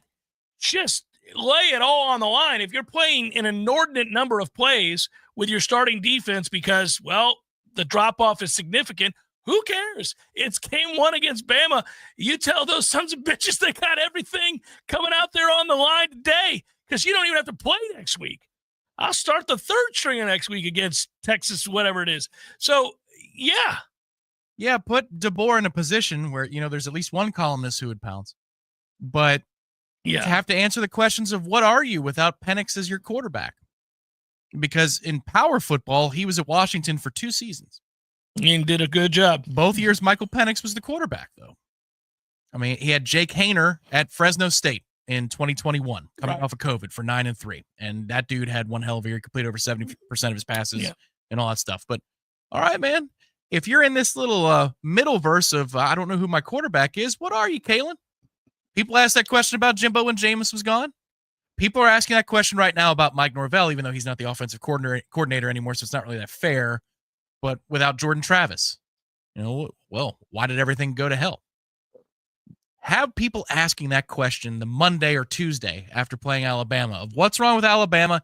And honestly, if you look at Kalen DeBoer when he doesn't have a superstar quarterback like Michael Penix, there's really the jury's out on him. You're saying that's what you want the conversation to be. Absolutely. It's an easy place to go. And yes, there's at least one columnist who would Alabama go there in a heartbeat. Yeah. Who is already writing that article right now. And it's saved. It's saved. It's just a matter of him sending it to his editor. Yeah. I look, again, I think that you really catch a huge break by, you could take the stance that you catch a bigger break if you're not playing Alabama with all of the projected NFL draft picks on the roster. You could do yourself a favor and just not play this game. But what's the point of that? We are playing this game. And it is the first game with all of the stadium renovations and the expectations of a huge bounce back from what everybody hopes was a massive outlier last year. Something that's indicative in years to come of what can happen in the modern era of college football with free agency, unlimited free agency being the norm. And we go back and we look and we say that Mike Norvell was the canary in the coal mine, that all of a sudden we got the, holy moly, that's possible, because you got glimpses of it a year ago. You got a glimpse of it with Arizona State doing an about face. You got a glimpse of it when you saw the reigning national champion lose 5 times. You got a glimpse of it when you looked at Oklahoma State. Established coach usually wins a lot of games in that conference. They didn't win a single conference game. They were terrible. So, there are a lot of weird things about college football a year ago. Maybe, just maybe, we're looking back on it going, it was a really weird year for Florida State, but it turned out to be an outlier. Well, if you're talking about the dynamics of this game, too, it's clear, not just because of the Vegas line, the pressure's on Alabama, not on Florida State. Mike Norvell lives in his own world of pressure, but new coordinators, you're going to have 16, 17, 18 new starters, depending upon what your alignment is on first down for both your offense and your defense. But you're going to have a lot of brand new dudes who are ignorant to what happened last year that are now on the sideline for Florida State. Whereas for Alabama, everybody's now 2 fingers to my eyes, 2 fingers back to you. That's where they are in Tuscaloosa with DeBoer. And that is a program that, while they might have a few transplants, it's not quite the same level of total overhaul like what they have in Tallahassee. I wish Ryan Williams had left. So do I. He's going to help mitigate the pressure that they feel. But the pressure's on them. It's not on us. We are decidedly the hunter and not the hunted in this situation. Yeah, I think with internally Florida State fans, look, there are plenty of people. I'm sure if I check back in here in the chat in a minute, I'll see it. I haven't looked during this segment. There are probably a lot of people who have convinced themselves that we're going to beat Alabama. Fine, good. I'm not here to tell you not to, embrace that. I don't believe we'll beat Alabama. But what I care about is how well do we play against Alabama. Now, look, I want to win every game that we play. It'd be great to go undefeated. I don't care what the odds say. I go into every game hopeful that they're going to win, even if the numbers or the rosters don't suggest that it's a probability. You still, upsets happen all the time. And yeah, I do all of that. That's why they play the games. It's not just on paper. You got to play the game. You could force 3 turnovers, 2 of them be pick sixes, and you win the game. The strange things happen. I get all of that. I'm not saying I'm bereft of hope. I'm just saying I wouldn't pick them as we sit here today, and I think for good reason. Yeah, I think that's fair. But how well do you play against them will dictate a lot about how you feel the rest of the way. Not necessarily that it's indicative, Tom, of how good the offense is going to be or how bad it's going to be or how good the defense is going to be or how bad it's going to be. But how well do you play when you're executed at a high level? Say that's for 2.5 quarters, 3 quarters, whatever that might be before you get worn down possibly by the depth of talent Alabama has. If that happens and that game is within reach, it's a normal-looking football game. You're not completely outclassed. It's 23-13 midway through the third, and you're playing hard, and you got a couple unfortunate breaks, maybe a short field in which Alabama scored a cheapie. You're like, okay. Yeah, because remember, the last time that you saw Florida State, they were an unmitigated disaster. That would prove beyond a shadow of a doubt that things were changing. Well, I think the longer you can keep this game close, the more likely it is that they're going to fold a little bit or make mistakes due to being tentative. Like the mistakes I'm afraid of us making are because we're not as strong as they are, we're not as fast as they are, or we don't know our scheme as well. Because there's a lot of new. That's going back to the first hour. Yeah. I think the mistakes that they could make are relative to pressure. And if we keep that game close and they're going to have to fight off the here we go again mentality. For so many Seminoles on that field, there is no here we go again mentality. It's I'm in a brand new place. Some dudes are from the West Coast. Some dudes are from Vandy, Ole Miss. I mean, you name it. UCF, a lot of different places those guys were playing last year. So there's no here we go again. They know what happened. They've been told by their classmates or their friends that 2-10 happened. I'm sure they feel that. But they don't feel it the same way an Alabama team would this year if it's 17 all in the third quarter. There's a chance for them to tighten up in that situation because those dudes did live it. They were on the same sideline with those same teammates and with those same coaches on the road at Vandy, against Oklahoma, playing Michigan. Those external forces, while Mike is a lightning rod for the hot seat, specifically the head coach, of course he is. The rest of that group that runs out of the tunnel, or 80% of it that runs out of the tunnel that's going to be playing, this is all about opportunity and newness and a clean slate. For Bama, they've got some demons that they're trying to ward off in game one before the noise grows too loud about what they are or what they aren't in the post-Saban era. It's a good point because I don't think most people would look at it that way at all. I think they would say that Florida State's got an awful lot to prove as opposed to Alabama. I think they would say that Florida State's Mike Norvell is in under tremendous amounts of pressure in the opening game in the new stadium, if you will, for lack of a better descriptor. Sure, singularly the head coaches, but just think about all the personnel that they got no idea what last year was like. They weren't here. Agreed, but I mean, a lot of times players are the extension of their coach, and you wonder how much that they'll reflect that pressure that he feels and the nerves that he has to have after such a disaster. I don't know how good of a job he's doing. Right now, it's probably pretty easy. It'll be less, evident they're not around him every day. Maybe we should worry about Tommy because he's worried about saving jobs, and maybe we need to talk to him. But I don't think most of those guys are. They're like, okay, I am now 22 or 23 years old. Here is my last chance to make it right. You don't think about 2-10 when that happens. You're thinking, no, let's go attack. He ought not be thinking about that, and he ought not be thinking about saving people's jobs. Just go play well, execute plays. I mean, that's what he should be thinking about, is having the best year of his career, finally being in a system that caters to what he does well. For him, I think he should. By the way, I never took issue with 75% of what he said in the interview in which he was so bullish on himself and what he thought Florida State could do, and, Alabama not being able to stop him. I think it's foolish to say that, but whatever. I'm not mad about it. I don't think it's going to make a difference in the game. The only thing I would say is like, I didn't see the need, A, to roll your old teammates from last year. B, don't be worried about saving jobs. None of that nonsense. Play well, play smart, execute the play in front of you, fight to execute the next play. That's just keep it right here, right now. And then let it all build towards that, because you're right. There's a lot new, but the only thing that he should be really excited about is that he's at a place that he wants to be at, is what he said repeatedly. And they're running an offense suited specific to his skill set. Those are the two things. Like, I get to shine because everything's built around the thing that I do well and that I've proven to do well. That's it. That's all. I wouldn't really worry about anything else. The rest of us worry about a lot of the other things. We worry about a lack of depth. We worry about Alabama's offensive line just deciding this isn't really going to be a game, guys. I think that the biggest fear Florida State fans have is, and that they should have, in my opinion, is that we can't line up with them. That they just line up and run downhill and overpower. And there's a distinct possibility of that. If Alabama truly has the number one ranked offensive line in the country, if it is, we'll see, projected by many to be, then you just get beat. That's how that works. We've watched it. We watched Ohio State and Notre Dame. We watched, after that initial drive where they about killed the poor quarterback by having him run on 15 plays in a row, the game was pretty well over. There were a lot more stakes in that game than there will be in that first game of the season, though. You have that working for you. Yeah. It's true. It's Jeff Cameron Show 93.3 Real Talk Radio, Warchant TV. Do you own a small business?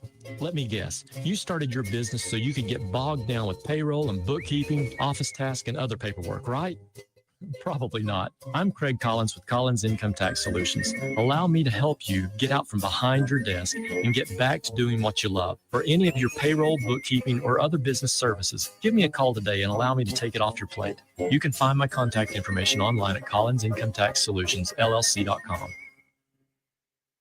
July 9, 1755, near Fort Duquesne, now the city of Pittsburgh, a 23-year-old British officer leads his troops in battle during the French and Indian War. Though fired upon repeatedly, this young lieutenant colonel remains unharmed, to the disbelief of the native warriors. 15 years later, a respected chief sat over a council fire with this same man. As he told all those listening, the Great Spirit protects this man and guides his destiny. He will become the chief of nations, and a people yet unborn will hail him as the founder of a mighty empire. The man was George Washington, who went on to become the commander-in-chief of the Continental Army and the first president of the United States. Celebrating our nation's freedom and wishing you a happy Independence Day. From Wood and Glass on South Monroe, Tallahassee's first family in glass since 1945. For mirrors, shower and bath enclosures, tabletops, and window glass. Call 222-5781. Online at woodandglass.com. What makes Paul's Termite and Pest Control the best in North Florida?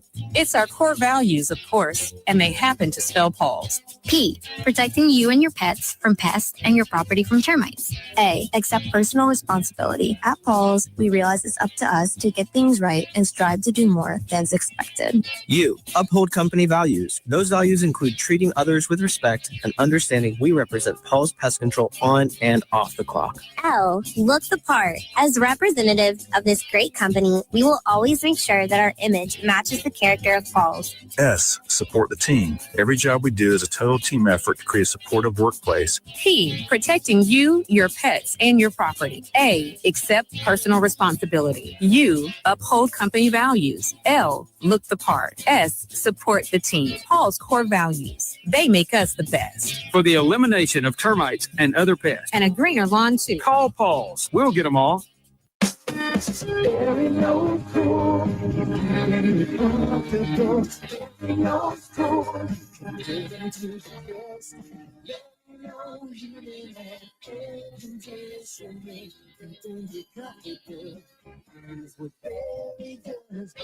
No matter how busy life gets, your home is the place where your family and friends show you they care and celebrate with you. That's why the professionals at Barano Heating and Air Conditioning always make sure your home is comfortable. Just like those who matter to you most, Barano will always be there for you.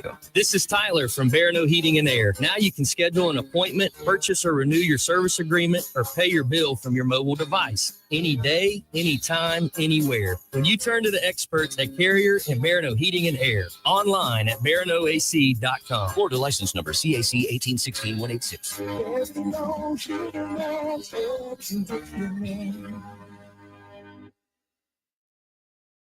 Science-backed, technology-tracked, and coach-led. Hey, Jeff Cameron here. You've heard me rave about the benefits of Orange Theory Fitness and the proven track record of science-backed interval training. Well, now Orange Theory Fitness has done it again, adding more ways for you to improve your health and look your best. In addition to the always great standard workouts, OTF has added Tread 50 and Strength 50 for those in the mood to just lift for an afternoon or attack those cardio goals for the day. Take the guesswork out of exercise. Make sure you're getting the most out of each and every workout. Orange Theory Fitness, location Midtown Tallahassee and Village Square Boulevard.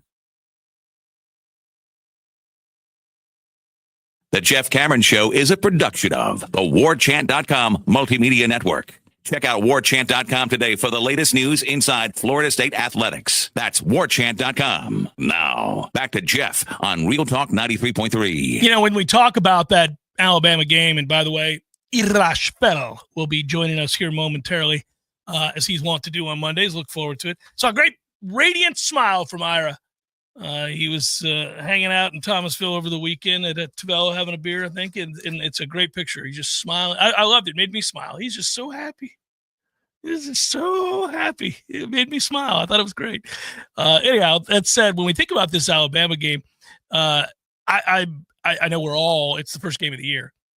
We're all eager to see it play out, and what do we look like running, Gus's offense and Tony White's defense.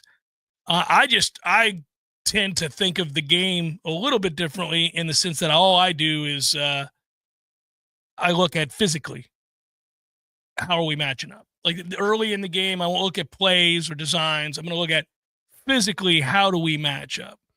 And, are we able to hold our own against an offensive line that, again, many think might be the best in the country. And that's rather problematic. Makes you nervous. That's all. That's all I'm saying. And if it's something close to even or relatively close at halftime, well, then hold on.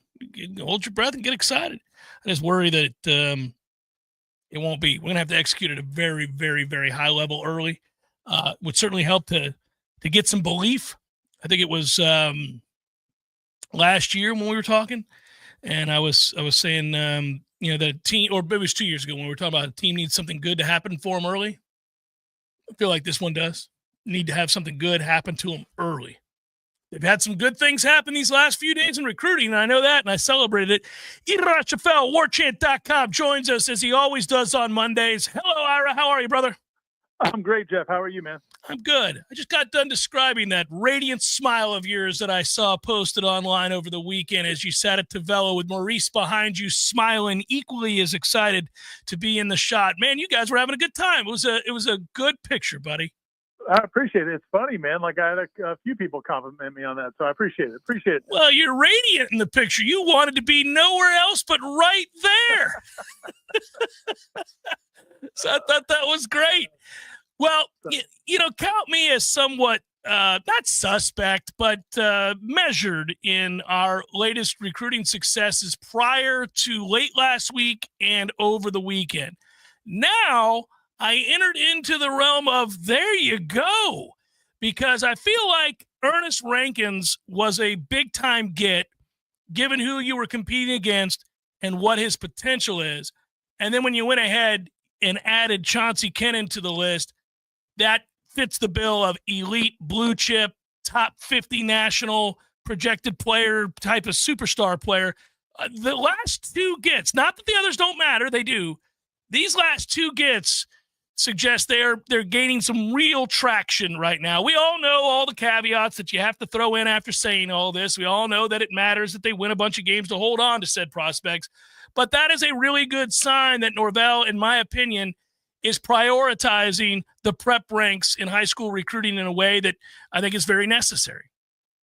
Yeah, I think, if you look at, they've been recruiting well. They've had a lot of success over the last month and a half now. The beginning of June, in the month of June, they got 12 commitments. And then these guys, the last few days, have been a different level. I think what you're kind of tapping into is, not all 4 stars are created equal. There's some 4-star prospects that are outside the top 300 or 400 nationally. But these last few guys have been, as you said, Chauncey Kennan's in the top 50 nationally at any position. Ernest Rankins, like just outside maybe the top 100 nationally. But Devin Carter was, a national recruit. Xavier Tiller, Jaden O'Neal, the quarterback that they got a commitment from, is a national recruit. So again, you're getting guys that kind of are seen as more national recruits. You're not just getting guys that maybe are in your area that are highly touted. These guys really could go anywhere in the country. So they've done really well. And I think, they need to, the only way they're going to turn this around is really, I think we all realize now the only way they're really going to turn this around is to do a better job of high school recruiting.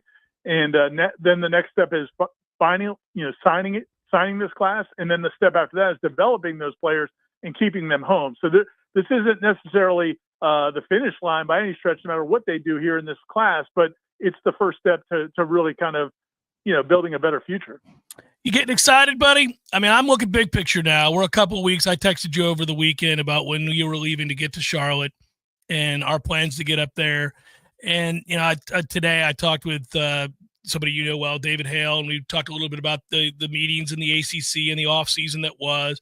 Tom and I were just sitting here talking about the Alabama game. I woke up in the middle of the night last night out of nowhere, sitting there thinking about preseason, pregame shows and stuff we're going to do for that Alabama game. Started looking more into Alabama. I'm finding myself more and more every day adding more to the plate for what it is our job, provides, but also like the excitement of college football. Are you getting there?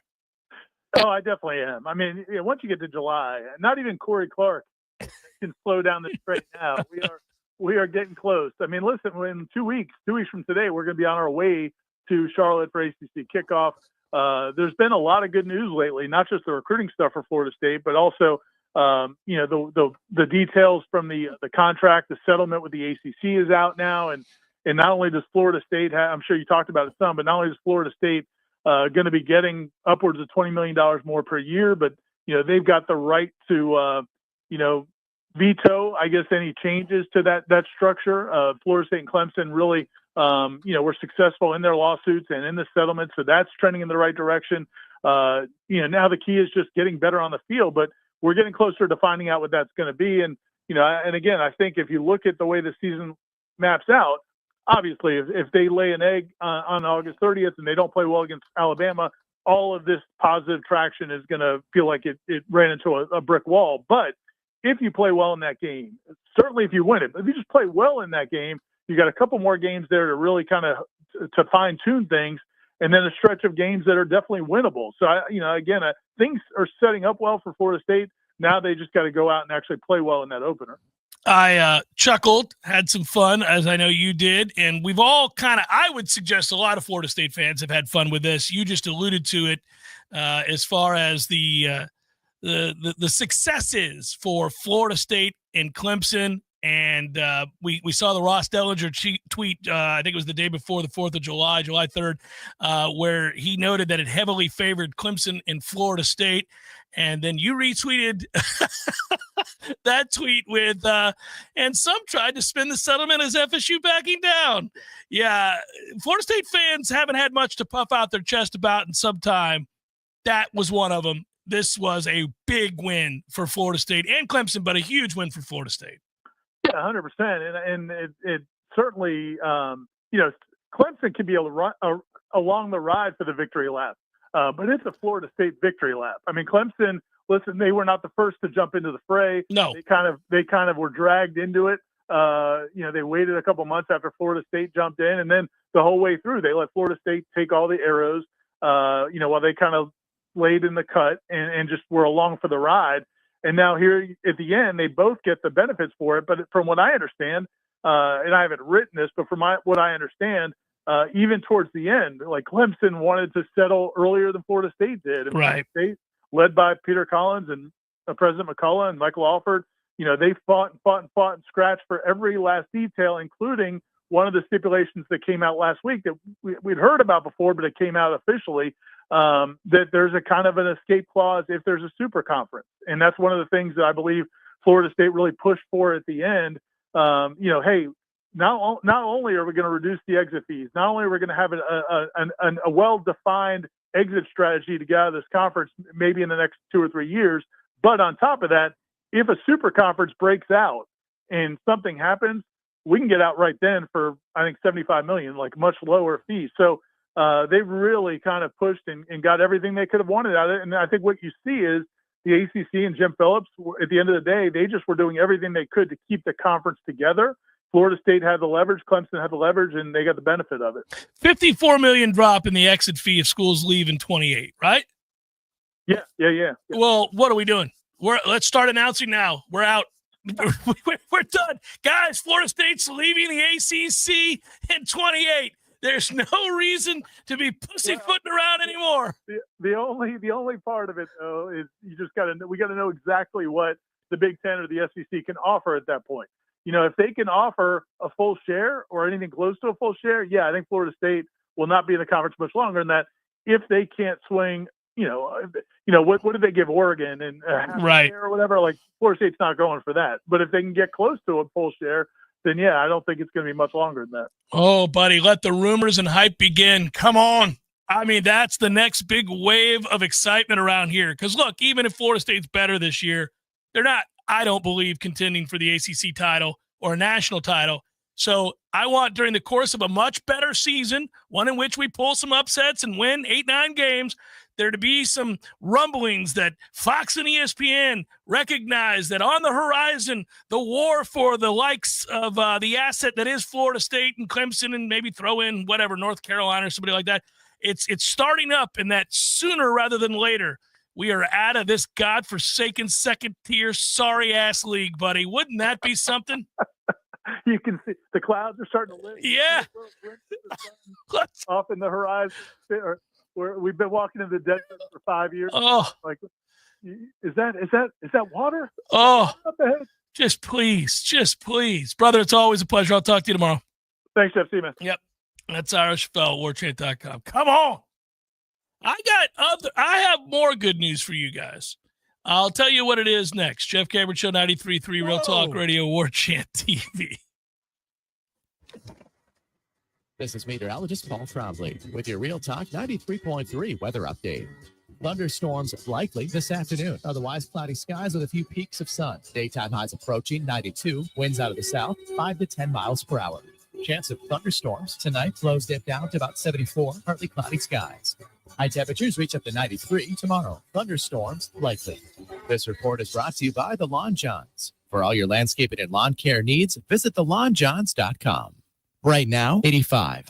The 2025 hurricane season is here. Are your gutters and drains up for the challenge? If not, now's the time to call New Vision Gutters, your trusted local team that keeps water out, no matter what the skies throw at you. Full service from top to bottom for gutter repairs, gutter installs, leaf and debris guards, drainage fixes. We handle it all. Don't wait for the next big storm to find out you've got a problem. Call locally owned New Vision Gutters today. We keep our minds in the gutters, so you don't have to. Online at newvisiongutters.com. Ain't nothing but a G-Pod, baby. I am 99% sure that is not how the lyrics go. Well, you like remixes, right? Of course. Well, think of this as a Grassroots Coffee remix per se, because Grassroots Coffee is now in the single-serve coffee pod game. Dude, those single-serve coffee pods and cups are weak sauce. Not Grassroots Coffee G-Pods. They have more coffee in them than regular single-serve pods and cups. Seriously? And not only do they have more coffee, they have a built-in filter for better brewing. They fit in most Keurig machines, and they are fully compostable. It's still the small batch, slow roasted coffee you love, so go to grassrootscoffee.com and get your box of G-Pods today. Baby! See? Remix! Well, actually, that's more of an homage. Grassroots Coffee, locally owned, locally roasted, and made for everyone, loved everywhere. Grassroots Coffee G-Pods. So very good. There is no Bigfoot, Eddie. Would you stop with that nonsense? There's a Bigfoot, Jeff. I wish there were. By the way, I don't want you to point to me as the guy that takes all the fun out of the room. I wish there was the Loch Ness Monster. I wish there was the Bigfoot. I wish there was the Chupacabra. All the things. They're all mythical except for the Bigfoot. The Sasquatch. The Bigfoot? The Bigfoot. There's big feet. There's lots of them. So like different, breeds, like different kinds there's of. There's like families. There's different families. And, so there's if they're in the snow, you call them a Sasquatch or the Yeti, right? Yep, and then here in Florida, that's a skunk ape. And I've never heard that one. By the way, why do you think it's real? We would have found them by now. They're the hide and seek champions of the world. Nobody finds the Bigfoot. I think you believe in Bigfoot. I do believe in Bigfoot. You don't believe. I believe in Bigfoot. Don't tell anybody you believe in Bigfoot. I would go look for Bigfoot, but he scares me. Florida, bringing the flavor and flair of Cuban food to Tallahassee since 1996.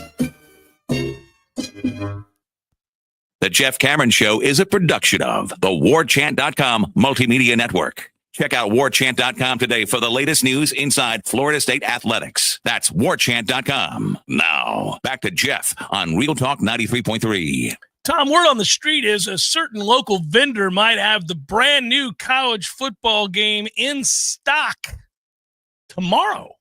Oh, all right. Tomorrow. Physical copies, allegedly, in town at Games for Less off the Parkway. Just saying. Could be true.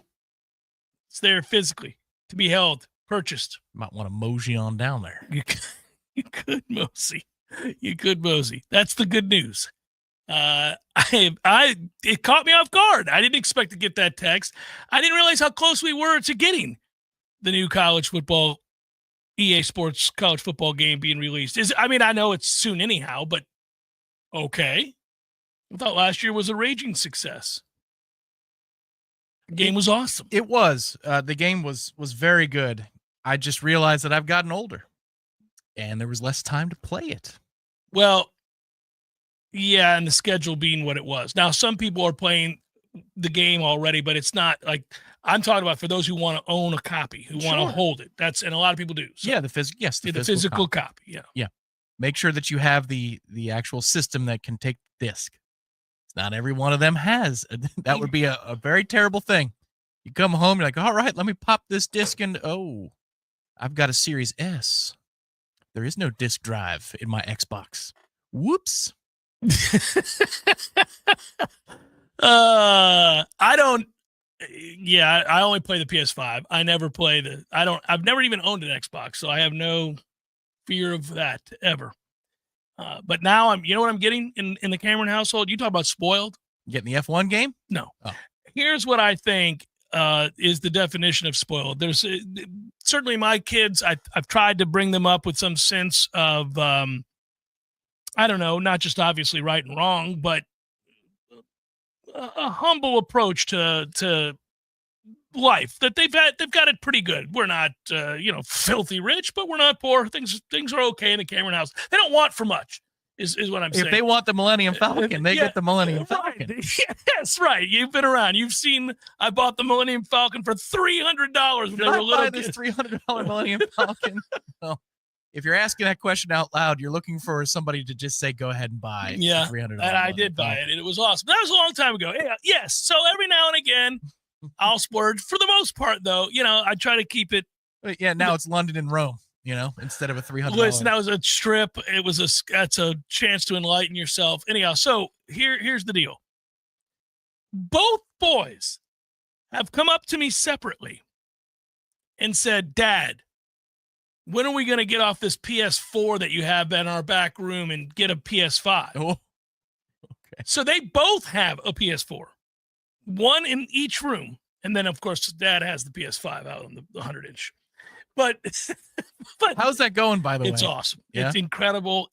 It never ceases to amaze me. Have you come off of it might be a little too large for the room? Sometimes it's still a little too big. Sometimes I'm like, that's just a bit much. I was watching Wimbledon over the weekend, and I'm like, man, that's a lot of green grass. It is right there. I also fell asleep watching the deer, and because it's the deer, and you can fall asleep. Oh, the John Deere. The John Deere. I fell asleep watching the John Deere and was awakened at times by the glare of the green on some of the fairways. It can be a bit much. Any evidence yet of a high top chair across the fence from your neighbor next to a popcorn machine? It hasn't happened yet. No, but I had Clark come to me and say, "Hey, Dad, listen, just something to think about." Oh, and I was like, "Oh, what is that?" Boy, he goes, boy. "Yeah, just something to think about. I'm not saying right now, but just something to think about." I go, "What's that?" He goes, "Well, you know how they pushed back GTA? It was supposed to come out last year, and it didn't come out, and now they're saying it's coming out in 26." And I go, yeah, of course. He goes, "Well, when that comes out, you can't play it on a PS4. I'm like, right. He goes, "You got to have the PS5 or PS6 if they release that. You got to have one of those two systems. It won't play on the PS4. I go, right. And then he goes, "Well, I have a PS4. I was like, right. Yeah. And then fast forward a couple weeks, Bryce out of nowhere, unbeknownst to him, his brother had this conversation with me. He says, the new college football game's coming out. I was like, yeah. He goes, "I don't think you can play it on the PS4. And I go, okay. And he's like, "Well, I got a PS4. So I was thinking what? You should save, buy a PS5? It's like, because I bought you a PS4, just like I bought your brother a PS4. And, he's like, "Well, that's not fair. That's not fair. I don't, I play sports and I go to school and I get good grades. I think I should just." So he called his brother a deadbeat. Yeah, he did. While trying to get the upgrade. Yeah. Both of them were like, so I said, "You two want me to go out tomorrow and buy 2 more PS5s so that you can each have one? So the Cameron household will have 3 PS5s? And they're like, yeah." It wasn't even like a joke. Like, they didn't see anything weird about that. Like, yep, that's what we would like you to do. What if you stuck to your guns and said that this is going to be your Christmas present and your next birthday present combined? I'll do it right now, but you have to make this decision right now. I'm not getting you anything beyond a nice meal for dinner on your birthday and Christmas combined. Good food, maybe a stocking stuffer, a scratch off, some candy, some bubble gum. That's it. Yeah, I cracked up laughing. And make a deal and see if they would do it. Maybe they're that committed. Because at that point, you'd probably be getting off a little light. I don't know. I will give them credit. They like experiences. So when we went to Montana, that was like a big family present that I gave to I was like, all right, we're all going out skiing to Montana. We're going to have blast. It's going to be awesome. And we did that. And they didn't ask for anything after that. They kind of just knew, like, well, this is Christmas or this is, birthday or whatever. How much do they get for Christmas in terms of assorted gifts anyway? How much do they get? Yeah, in terms of what do you think the receipt was? I don't know. I mean, few $100 anyway? Yeah, probably. They did all right. Yeah, they did all right anyhow. But they were good about it. They were like, okay, cool. And then we've gone, we went to New York, we've gone lots of places. Show them a picture of Seattle and then show them a picture of a PS5 and say, choose. Well, I've told them the thing they keep asking for is this other trip, and it's 10 times what going to Montana would be.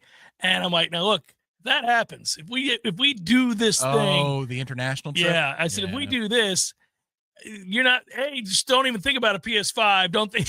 What are you talking about? But yeah, they're wearing me down. They're trying. I think some of you in the chat are right. They're trying to wear Dad down. They know that I'm a sucker, and I am a sucker. I do. And they're good kids. They're good kids, and so accordingly. But they show up all the time. Like, well, what about this? What about this? It's like Spartanol, a true veteran. Just buy one and have him fight for it. That won't go well for the younger one.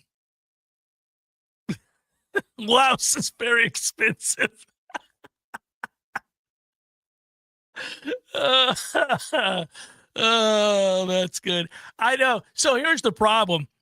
I understand why they want it, and I even understand the need for it. Really? Even though there's 20 steps outside their door that they could turn on and play. But if I'm watching something, they can't play it. And if I'm playing it, they can't play it. So, well, what if you got the Pirates on? They can't just, it's the same HDMI cord, and I'm pretty sure it's the same power cable. They can't just remove it and take it to one of their rooms and play? No, I don't let them move the PS5. It's staying right where it is. Now you're making a case for them being in the right. They might be in the right here because the amount of time I'm sure that you're watching something on the 100-incher and or playing something on the PS5, they don't really get access to it. They really often. don't. They don't get to.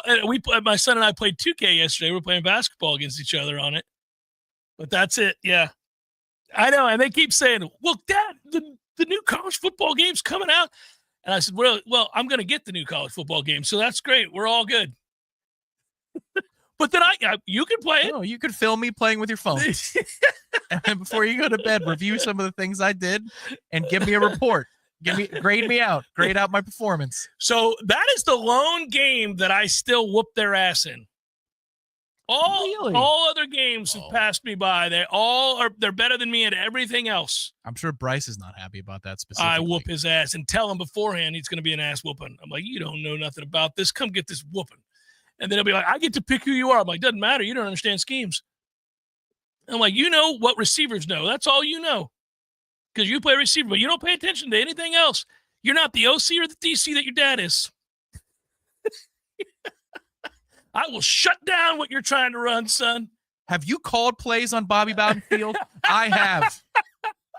He gets mad. He gets frustrated. Clark really gets frustrated because Clark plays it like it's like an arcade game. He's not paying attention. Halfback toss pass. Oh, yeah. Halfback toss I'm pass. like, this is so stupid. We're going to break out the halfback toss pass. He plays it like Bobby Bowden at the end of his career. Run the reverse. Like, oh, geez, Bobby. We got to do better, buddy. We got to do better than this. But, yeah, you can pick up on the direction they're going at any given time where you're like, well, I know what he's going to run here. I know what he's going to run. Director Ben Spicer destroyed me last year. You must have been mortified. I was. I had not learned the game yet. It was the first that I played it, and it was also on a PS5. I'm more of an Xbox guy, joystick in a different place on the controller. Hey, now. And he just broke out all the tricks. I'm like, oh, my God, this guy. Anytime. And he knew man-zone alignments. Oh, sure. So if I was to play him properly, which I did get better because I started to play the game. Yeah, you figured it out, yeah. But you got to go through about 5 different checks and give different assignments to different defenders at different levels. That's so they the might be in zone alignment, yeah. Essentially, yes, defensive hot routing or whatever the individual adjustments. Yes. You would need to be on that level to play him. I hadn't played the game in years. It was unholy, the beatdown. Oh, my God. You know the biggest difference between adults who play that game and grew up playing that game or grew up understanding football, especially, and kids, is that the kids don't like to embrace old school football. They don't want to run the ball when you present obvious run opportunities. So when they defend, they're always defending the pass. They're scared to death of the pass. They think very much about everything revolves around the passing game. It's more exciting to them, whatever it might be. I want to bludgeon you. I think the game is built for offenses to succeed, just like the real game, just like the pro game. It is. It's built for offense. They can run all those drag and crossing routes, and it is really hard, even when you're in the right defense, to get stops on. Yeah, I think last year's game was mesh. I think that was the number one thing. It was all mesh. And then slot flies. Yes. If you just ran flies from if the you slot put with your 99 in the fastest players, slot and just threw it up, there's nothing there. Especially if the guy had 99 power, you're done. Right. There's only 2 or 3 secondaries in the game that can handle that. See, I learned, but not yet. But every sort of crosser or mesh, it was all just like, man, mesh was it over and over and over. Every year there's again. a concept. Could be curl flat, could be smash. What they was this year was mesh, and that'll be the first thing I try in 26. But for them, I want to line up. If you're going to play off, I'm going to run the ball right at your ass. We are going to audible to a run, and I'm going to physically pound you. And I don't care if it takes up the whole quarter. Dad, we're only playing 7-minute quarters. You've had the ball for 5.5 minutes. I'll have it for all 4 quarters. Make a stop. I'll come down here and take an E 3 times and kick the field goal. Game. Like, that's it. You got to make a stop. I'm making you adjust to me running the football. Yeah, that's the thing online. You're right. So many players, even and kids now, quote unquote, are the people in their 20s, the college kids that can play. I'll start in a 3-man front because I don't think you're going to run the ball. You have to prove to me you're going to run the ball. You're going to run it 10 times in a row. But I'll give it to you. I will run it 10 times in a row. Right. Well, you're old. I will turn and hand. I'll have a fullback and we will run it. Those kids do not have the patience to do it. I miss that in real life football. And they'll get down into scoring position. Now they want to run their favorite play. Yeah.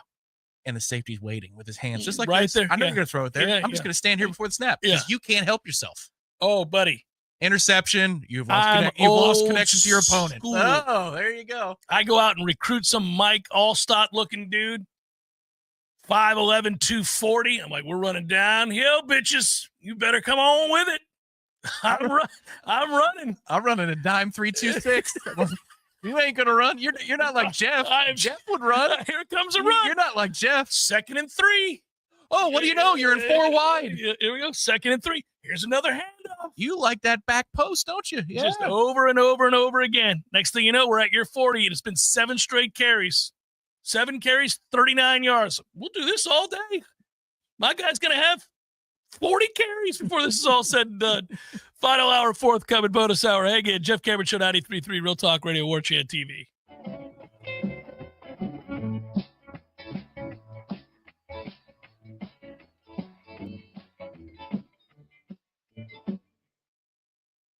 Hey, no fans, our partner ISF Inc. is a national management and IT consulting firm located right here in Tallahassee, Florida, solving the future for state governments through strategy, process, and technology. As a trusted advisor for state governments, ISF knows the importance of defining a clear and detailed strategy. Our friends at ISF can help your organization create a strategy that sets you on a path to success. ISF, your vision plus our expertise brings your brilliant ideas to life. Visit ISF.com to learn more. ISF, solving the future.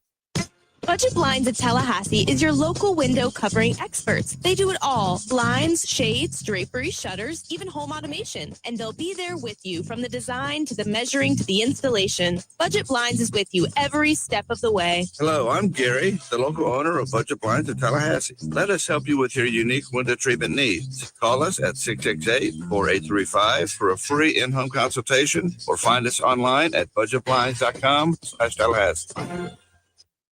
Feeling sluggish? Wake up your body the right way with Vigor. The all-new Vigor Cold Plunge Tub from Hot Spring Spas is now available exclusively at Pinch a Penny Pools and Spas in Tallahassee. Boost circulation, reduce inflammation, sharpen your focus, and more. Elite athletes do it daily, and now you can too. Experience the power of cold therapy in your own home. Come see the Vigor Cold Plunge, available only at Pinch a Penny on Capitol Circle Northeast and Greer Road. Hey everybody, this is Shannon Young with Cross Country Mortgage. Been in the industry now for 22 years. I just made the move over to the nation's largest retail lender, Cross Country Mortgage, here to serve you in 7 states, including Florida, Georgia, Alabama, the Carolinas, Tennessee, and the state of Texas. Here to offer better service, better rates, and if you were thinking about buying or if you've been on the fence and been waiting to call me, now is the time. You can still find me at loansforknowles.com. That is, again, loansforknowles.com. I've helped thousands of fellow Knowles get into their dream home, and I can't wait to help you get into yours. Give me a call today. I'm at 954-369-6171, or go to loansforknowles.com. Again, that's 954-369-6171, and that's loansforknowles.com. Equal housing NMLR 373031.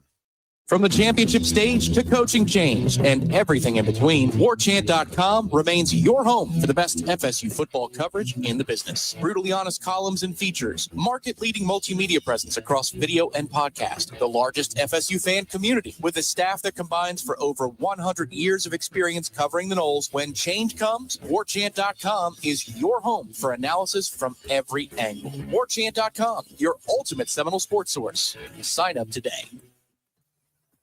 WVFT Gretna, Tallahassee. This is Real Talk 93.3. More of the Jeff Cameron Show is coming up next. Your sports action update on Real Talk 93.3 with all the latest odds from Vegas.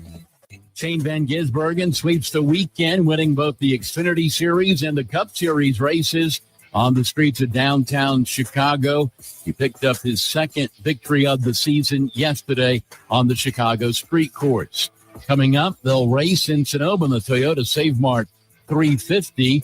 Shane Van Gisbergen in the playoffs with his two victories. He's 40-1 to win the Cup title. The Braves dropped a 2-1 decision yesterday to the Orioles. Baltimore sweeps the series. Off day for the Braves. They host the A's tomorrow. Shane Bonds of the mound for the Rays today. $1.32 road favorite at the Detroit Tigers, 9 under the total. Score $500 in rewards at the G-Bank First Bet VSiN Trifecta. Details at vsin.com/GBank. For more sports betting news and information, go to vsin.com. Mike Son at Real Talk 93.3. Ever find a deal so good you think, should I tell my friends or keep it to myself? That's Kohl's Summer Cyber Deals. Styles for sunny days, home favorites for your space, and more. All at prices you'll love. Plus, earn Kohl's Cash, discover new deals daily, and get free shipping. These deals are too good not to share once you've stocked up first. Shop Kohl's Summer Cyber Deals now. Select styles, some exclusions apply. Offers end July 10th. See store or kohls.com for details. One of life's greatest mysteries has finally been solved. Let the dogs out! It's Spruce, the new hardworking, worry-free weed and grass killer that's safe for use around people and pets.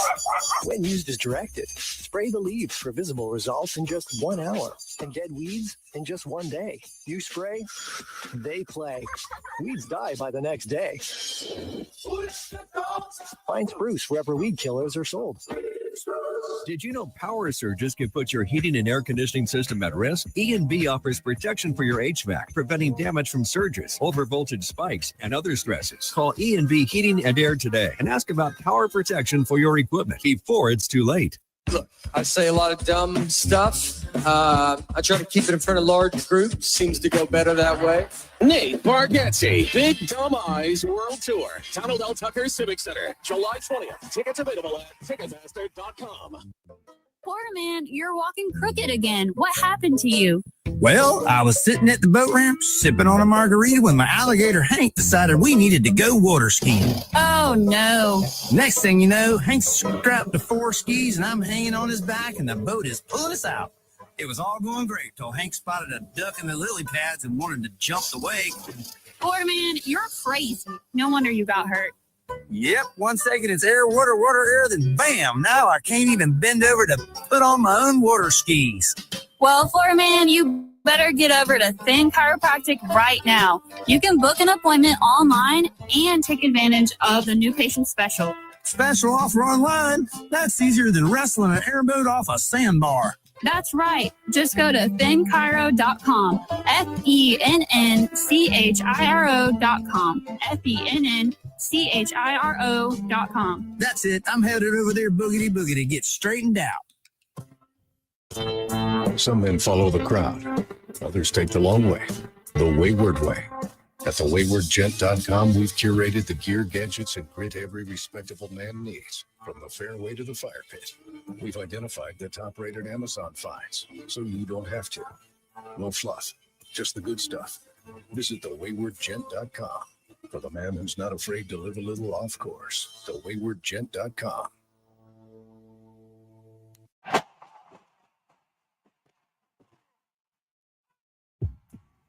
Broadcasting live from Florida's capital city, this is the Jeff Cameron Show, brought to you by Orange Theory Fitness on Real Talk 93.3. Now, stop what you're doing and listen closely. It's time for the Jeff Cameron Show in 5, 4, 3, 2, 1.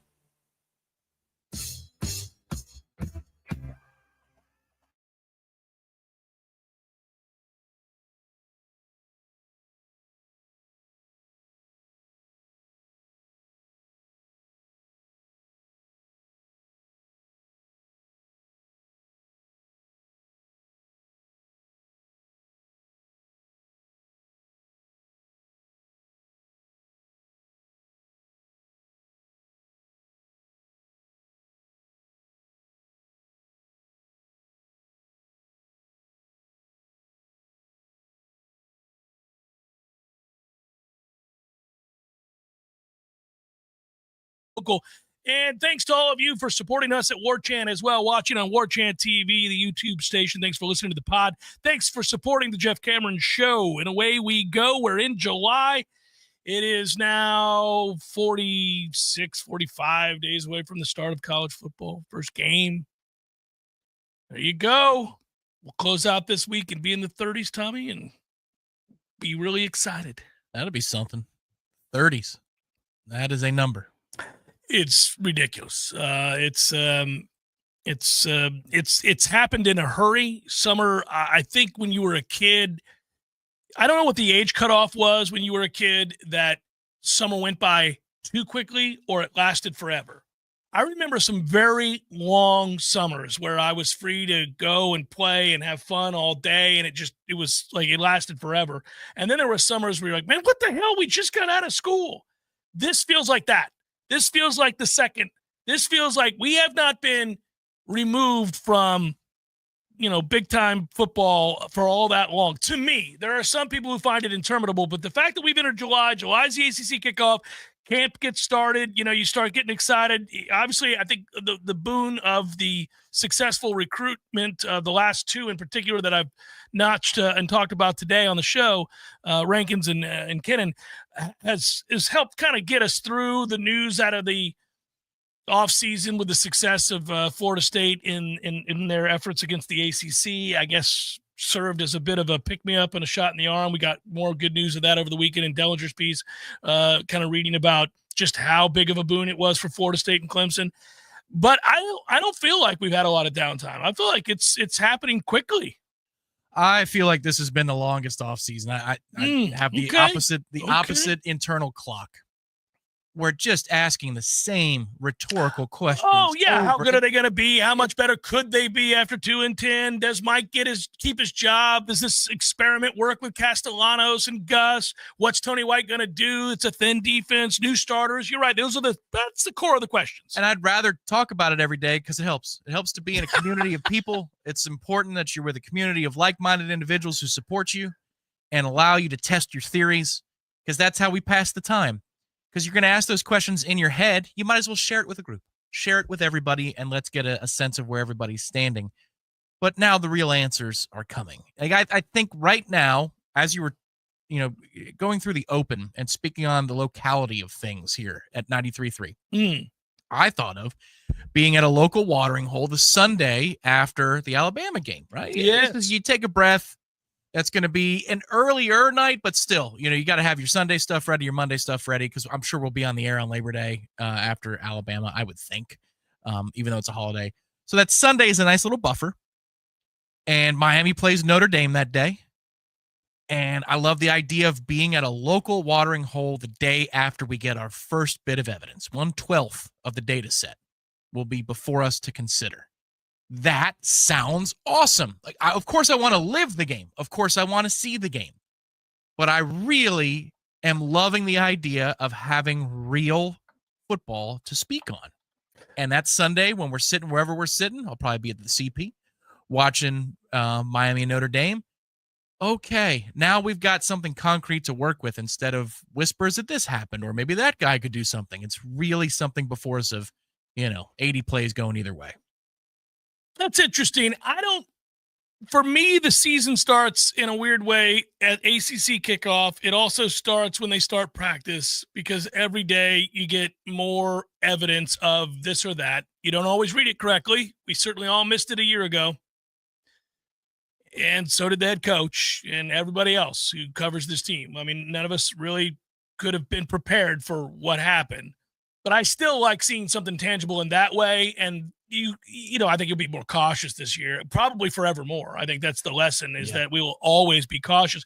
Never before have rosters been capable of churning over to this degree that you could go out in a portal and literally have a new starting 22 that's never existed before. And so the fact that it happened the way that it did, we'll always be cautious from this point forward. Well, and the other thing is we're not quite there yet, but we were talking about who there's a pressure on, things like that in game one. And I think Alabama has a lot more pressure on them. Yeah, they're decided favorites. We're not quite to the NFL level yet, but when it gets to 16 and you're playing a program like Alabama, you're going to have to allow into certainly the betting context and the betting lexicon the idea that maybe Alabama doesn't care too much in a given week because they don't have to anymore.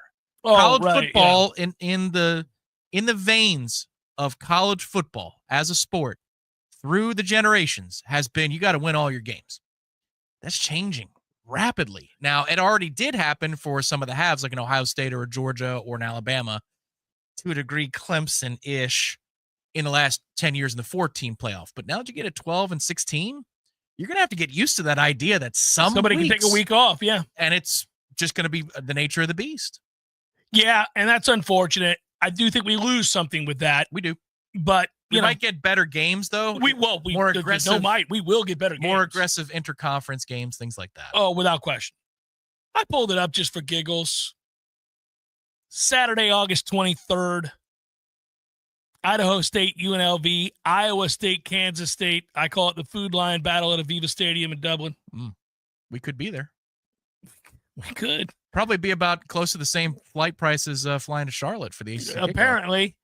Fresno State, Kansas, Sam Houston, and Western Kentucky. But a little Stanford at Hawaii. Okay. We play Stanford. Right. We're scouting. We're going to be looking at the Clarence T.C. Ching Athletics Complex in Honolulu. Okay. All right. Let's go. That Thursday, after you've wet your whistle and you're no longer salivating for the start of football, you've taken in possibly 5 games already in college football. I count them. I'm watching them. I'm betting on them. I'm doing it all. I would do it. The Thursday, when you say, oh, I need more. Well, you'll get Stony Brook at San Diego State. Oh, Stony Brook. From Snapdragon Stadium. Boise State and South Florida. What? I'm watching Boise State, South Florida from Raymond James at 5:30 p.m. Oh, boy. Well, you know what? Boise handled the heat here years ago just fine. Not a problem. Those boys from Boise come with it. Ohio and Rutgers. Do they play the first week of every season? Because if you told me they did, I'd believe you. Piscataway, New Jersey, getting it on. Yeah. Lafayette and Bowling Green. Nope, I'm gonna miss that one. I'll tell you that right now. When you dropped down with Piscataway, I thought there was gonna be a Piscataway State. Piscataway State, Wake Forest. What? Ooh. East Carolina at NC State. All right. Sir, don't mind if I do. Week 1 Pirates. Carter Finley Stadium. Piss Palace hosting East Carolina. Jacksonville State, UCF. Delaware State, Delaware. St. Francis, Louisiana, Monroe. Wyoming and Akron. All right. Let's go, Wyoming. Zippity-doo-dah. That's right. That's from the Infocision Stadium in Akron, Ohio. Infocision? Yeah. Central Arkansas at Mizzou. Ooh, not good. Elon at Duke. No. UT Martin at Oklahoma State. Boone Pickens Stadium in Stillwater. It'll be hot. Sweaty. Let the boy watch. Ouch. We got Buffalo at Minnesota. That's Huntington Tank Stadium, by the way. Stephen F. Austin in Houston. One man. Alabama State and UAB. However, Nebraska at Cincinnati. Don't mind if I do. That's a 9 o'clock kick on a Thursday night.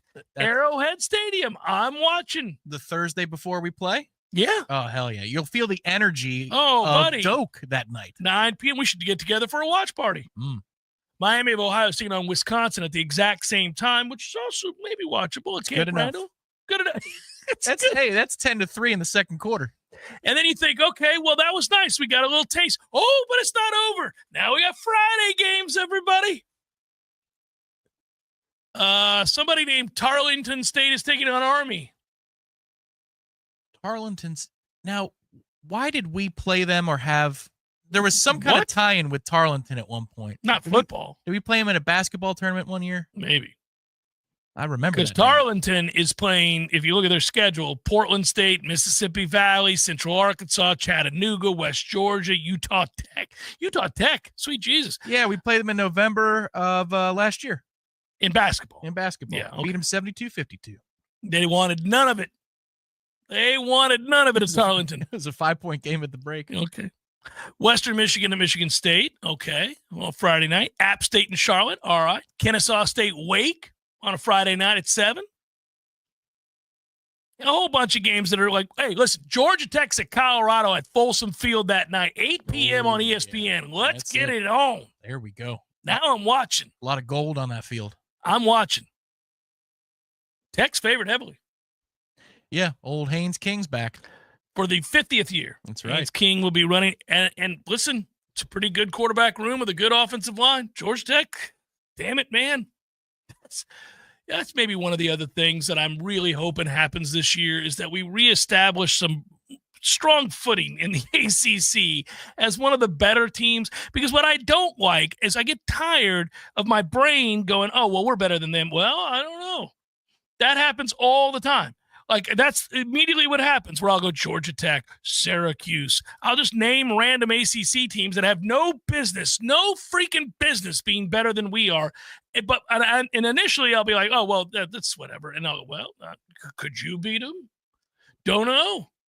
Like I did it with Virginia the other day. I'm like, well, we'll stomp Virginia.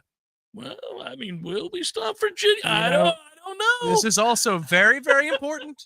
This is all very important because we have to consider relative strength against other ACC teams for television windows, which becomes a new way for the ACC to screw us and the networks to screw us. Well, if we are middling, do we get the 8 p.m. ACC network, which doesn't come with ratings? Or do we get the 3:30 on ESPN2, which would automatically get a whole lot more in the way of ratings? These decisions are going to be massive for Florida State's TV incentives. On the exact same day that Florida State hosts Alabama, 3:30, ABC, Doak Campbell Stadium. The line, depending on where you look currently, Alabama favored by 12.5, seen it as high as 13.5, seen it as high as 14, back down to 12, somewhere in the neighborhood of 12.5, 13, depending on the book. Shop around. That's your number, okay? The exact same day that that's happening, August 30th, obviously, earlier in the day, noon kickoff, is Syracuse at Tennessee, but it's really Mercedes-Benz Stadium in Atlanta. Okay. So this is the Atlanta game indoors, right? Okay. Whole lot of orange. So my question to you is this, and I'll tell you why. Tennessee is favored, shop around, by 12.5 to 13 points over Syracuse. Which of the two games will be closer? Will Florida State either win or fight to a much closer outcome than the spread, I'll say it's 13, currently sits, or will Syracuse be closer to Tennessee, same spread, neutral site game in Atlanta? We'll be closer. I feel very good about this. And the reason is we have a quarterback and a system that we are going to buy into. Syracuse is in a state of transition. They got a kid. It's a kid from Notre Dame that came in, Angeli. Mm-hmm. It's not McCord. McCord was a player. Very and good player. McCord changed everything about Syracuse. And That's I believe true. that Tennessee has addition by subtraction in the kid that they got, and they don't have to deal with Nico's ass anymore.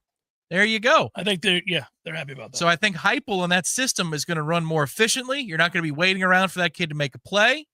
I think there's going to be more synergy with Tennessee, so I like the Vols to win by a greater margin than the Tide. There it is. Would you take either underdog to win outright? Which of the two do you think has a better chance to win outright? I know what you just said.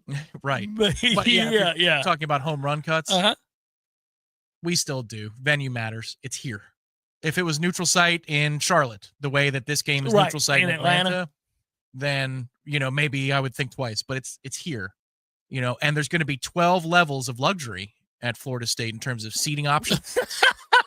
And that Alabama won't know what to do with. Made all the difference, That's friends. right. Yes. By the way, just again, I like to wet the whistle. Tempt the palate. That night, lest we forgot, and this is for some the interminable offseason you may have, is LSU at Clemson. Yeah. Let's get it on. Winner gets Death Valley. 7:30 Memorial Stadium, Clemson. You know what? That's good. 7:30. By That's the not way, 7. we get an 11 p.m. kickoff between Utah and UCLA. My boys at Utah. I'm putting some money on that. And an 11 p.m. kickoff for Colorado State and Washington. All right. We'll be up late. Mm-hmm. Yes. That is amazing. Washington is a huge favorite with Colorado State. I get it, but We should rent out a place to watch the 11 o'clock window. Cal, Oregon State kicks off at 10:30 p.m. Mm-hmm. So you got an ACC team in Cal versus Oregon State. Oh, yeah. Blue blood. You've got Hawaii, Arizona, 10:30. Don't mind if I do. That's in Tucson. Utah, UCLA in the Rose Bowl, Pasadena. Beautiful San Gabriel Mountains there. Be gorgeous. Colorado State, Washington, 11 o'clock at night kick. Buddy. Yeah. Yeah. I like this because I like this too. We'll be done around 8:39. Well, we'll still be riding such a high and euphoric. Yeah, from the big upset win. 1-0. Now imagine this. You'll be, like me, post-game. You'll have done the post-game. That's what I'm saying. I'll be done around 9. All right. I will have no post-game duties. The challenge to yours truly is much more difficult than your challenge of being professional and working. You're already good at that. The challenge for me is to keep it together, to stay up for the 11 o'clock games. Yeah, you need to maintain yourself. Yeah, to gamble and rollick and have as much fun as possible for these 11 o'clock kickoffs, so I can continue to win money on my man Whittingham at Utah. But the thing is, I'll be ready to go. You will be that 11 o'clock window. I'll be in my be prime. pouring your first couple drinks. Yeah, right. You'll be ready to go. I'm in my prime. You're ready to go. But for the rest of us, coming off the high filing out of Doak Campbell Stadium, Bobby Bowden Field with a win over Alabama, I will have to reverse maintain. I'm going to have to tell people, Cat 5 from this point forward for all of you. Keep it together. College football's just started. Don't miss your windows of opportunity. We've got Cal and Oregon State coming up. Everybody keep it together. We could do an announcement during the post-game show. For those of you observing the Cameron reverse maintain for the 11 o'clock window, you have 5 minutes left. So pound whatever you got, chug whatever you got, but then, you got 5 more minutes. And then you got to keep it together. And then it's time for food and a club soda. And a lot of water. Let's get some fluids in you. Maybe some lime. Non-alcoholic fluids. Yep.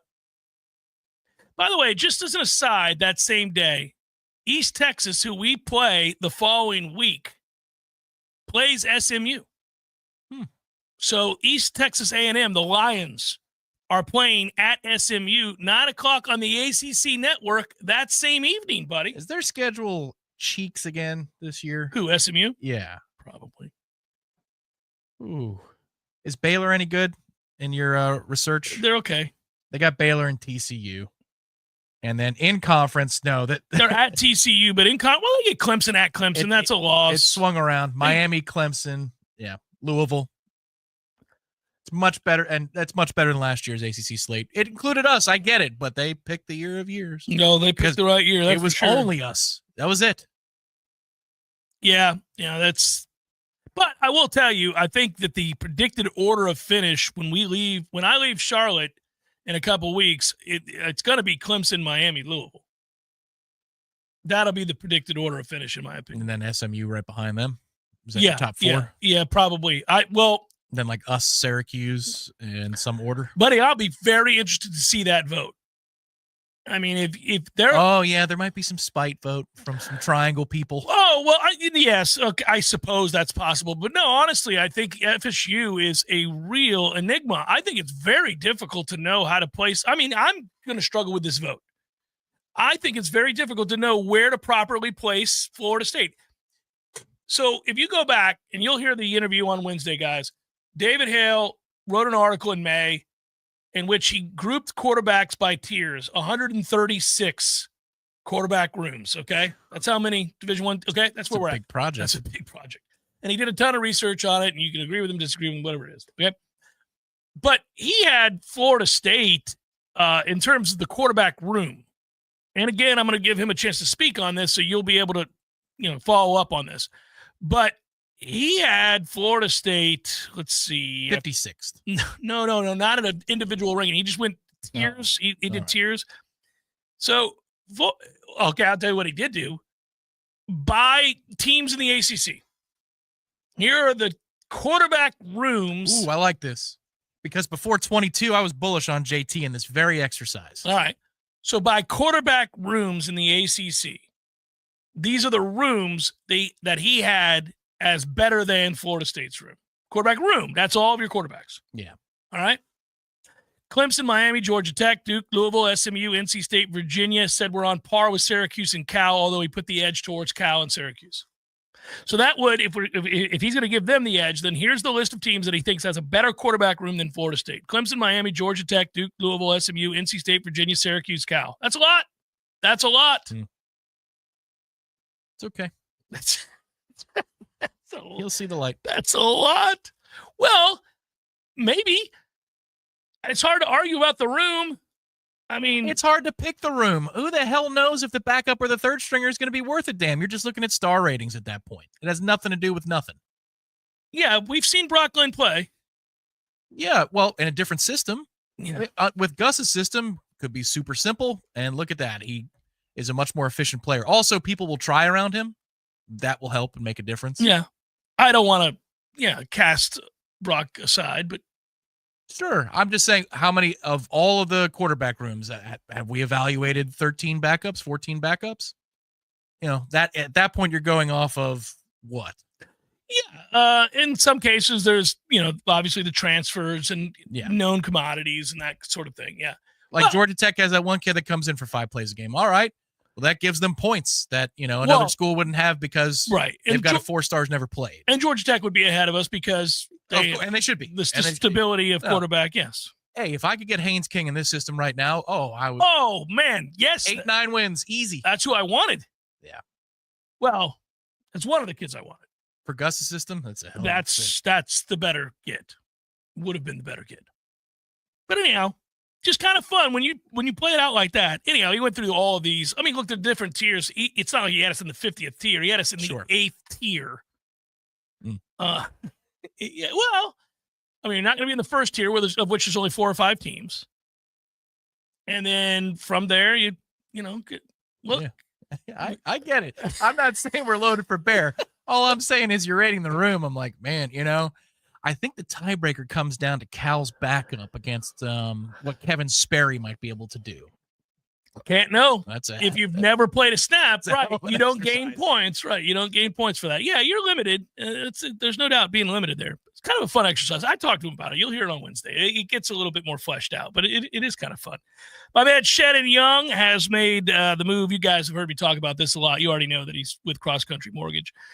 It's less important that he's with Cross Country Mortgage. It's more important that he's a tireless worker. He is relentless and goal-oriented. High-energy guy who cares deeply, has a great passion for what he does, and an unwavering commitment to helping his fellow Noles. That has been going on for some time now. Success through this program and his diligence, that's right. We've made reference to it. He's had people hear it off the show. And go to loansfornoles.com and find out what it's all about, and succeeded. Got the loan of their dreams to buy the house of their dream. Loansfornoles.com. That is loansfornoles.com. Hey, everybody, this is Shannon Young with Cross Country Mortgage. Been in the industry now for 22 years. I just made the move over to the nation's largest retail lender, Cross Country Mortgage, here to serve you in 7 states, including Florida, Georgia, Alabama, the Carolinas, Tennessee, and the state of Texas. Here to offer better service, better rates, and if you were thinking about buying or if you've been on the fence and been waiting to call me, now is the time. You can still find me at loansforknowles.com. That is, again, loansforknowles.com. I've helped thousands of fellow Knowles get into their dream home, and I can't wait to help you get into yours. Give me a call today. I'm at 954-369-6171, or go to loansforknowles.com. Again, that's 954-369-6171, and that's loansforknowles.com. Equal housing NMLS 373031. Hi, Chris Kraft for Kraft Nissan. We want to help put your family in a new car before your summer vacation. If you haven't already heard, listen to this. We reduced the price of the 2025 model Rogue and Pathfinder SUVs by close to $2,000 per model. Let me say that again. Our 2025 Nissan Rogue and Pathfinders are flying off the lot because they are truly priced below last year's MSRP. Rogue now starts under $29,000 and Pathfinder under $37,000. There's more. Buy either one of them and get 0% interest for 60 months. Don't worry about tariffs. Nissan makes most of our vehicles right here in the USA, and that's why our cars cost less than last year. Thinking electric? Try Nissan Aria, our top-selling all-electric SUV, or test drive Nissan Leaf, the lowest-priced EV in America, because this month they both have 0%, not for 60 months, but for up to 72 months. So why not vacation in a brand-new car with 0% financing and prices lower than last year? Don't think about it. Do it. Put your family in a brand-new car because this is the perfect time, and Kraft Nissan is the perfect place to buy your next car. Ain't nothing but a G-Pod, baby. I am 99% sure that is not how the lyrics go. Well, you like remixes, right? Of course. Well, think of this as a Grassroots Coffee remix per se, because Grassroots Coffee is now in the single-serve coffee pod game. Dude, those single-serve coffee pods and cups are weak sauce. Not Grassroots Coffee G-Pods. They have more coffee in them than regular single-serve pods and cups. Seriously? And not only do they have more coffee, they have a built-in filter for better brewing. They fit in most Keurig machines, and they are fully compostable. It's still the small batch, slow roasted coffee you love, so go to grassrootscoffee.com and get your box of G-Pods today. Baby. See? Remix. Well, actually, that's more of an homage. Grassroots Coffee, locally owned, locally roasted, and made for everyone, loved everywhere. Grassroots Coffee G-Pods. So very good. Global tensions are escalating fast, and the threats aren't just overseas. Experts are warning about sleeper cells already inside the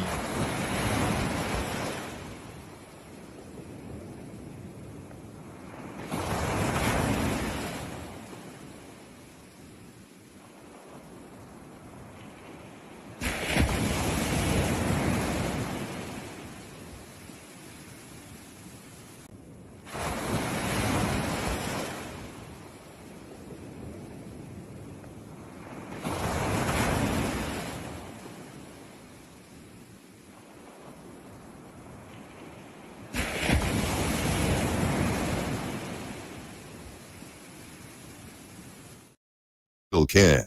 This is more than a great deal, but maybe your last chance to make sure your family is ready for what could be coming. Grab your Independence Day bundle now at mypatriotsupply.com/radio.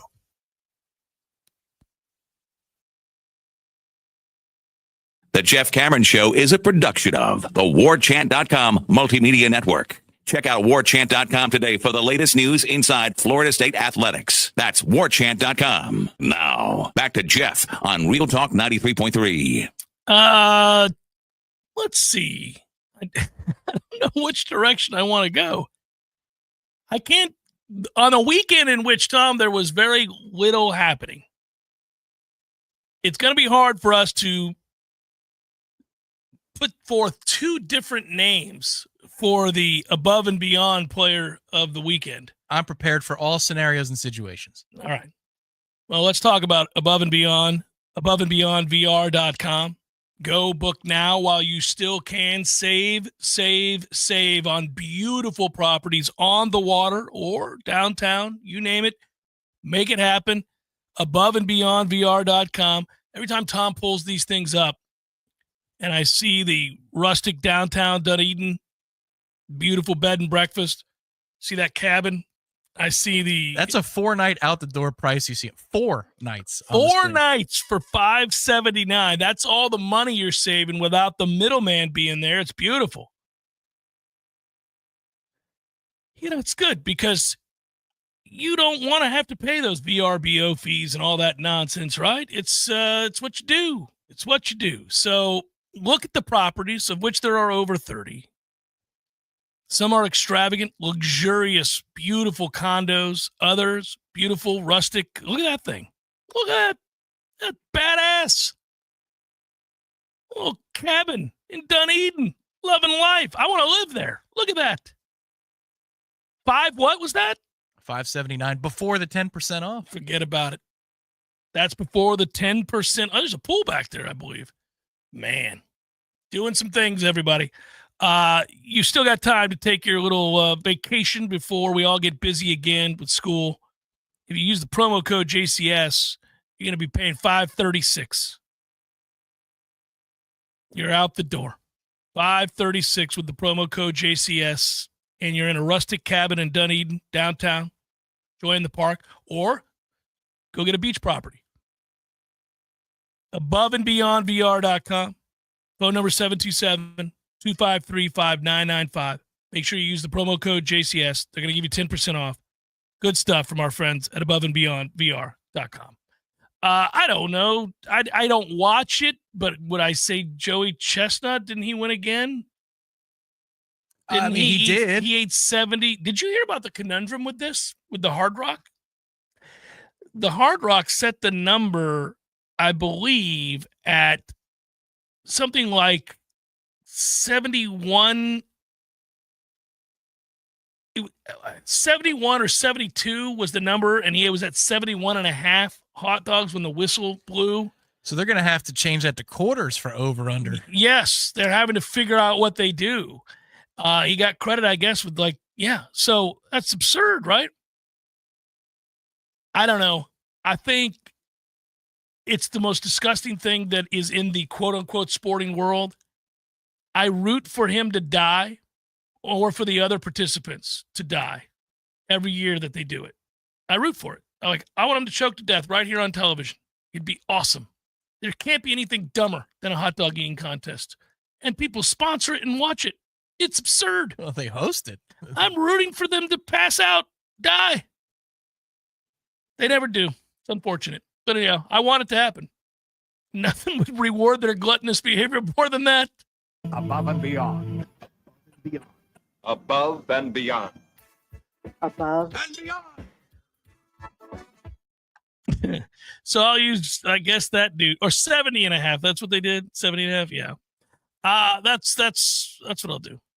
Well, Lottie Wode won a tournament this weekend. Sweet Jesus, Cameron. I was ready for the secondary off of Lottie Wode. But Lottie won the Irish Open. And I retweeted the fact that she did. I love it. It's like the something Irish Open, a Fairmont Hotel tournament. Like they had to add in the comma a Fairmont Hotel. Yeah, it sucks. That's a long, big check, yeah, which she doesn't get because she's an AM right now. But that's her first professional win while still holding amateur status. She's a couple of LPGA points away from getting auto qualification status, much the way Lou Clanton did. She is not committed to going pro just yet. It seems like she will. Mirabelle Ting from Florida State Golf already has said going pro. Yeah. But Lottie hasn't committed to that, not even after winning an LPGA European Tour event. You know, I will tell you that at one point, and I don't know if it ended this way or not, there were only 3 players in the field within 10 strokes of Lottie Wode. That is dropping it down. That is get you some. This is I am vastly superior to you at golf. That is, man, that's amazing. So, yes, she was doing crazy things relative to the field. I was reading her quotes about what she thought about her final round. She said, I started to get a little squirrely on 12. I hit a shot that I really liked. It settled everything down. And then on 16, the shot I hit into the green, I kind of could coast from there. Like, wow. Well, yeah, you your could. First professional win. You're barely 21 years old. If she isn't yet, she's just turning 21 soon. And you're playing Euro Tour professionals, and you're just coasting home.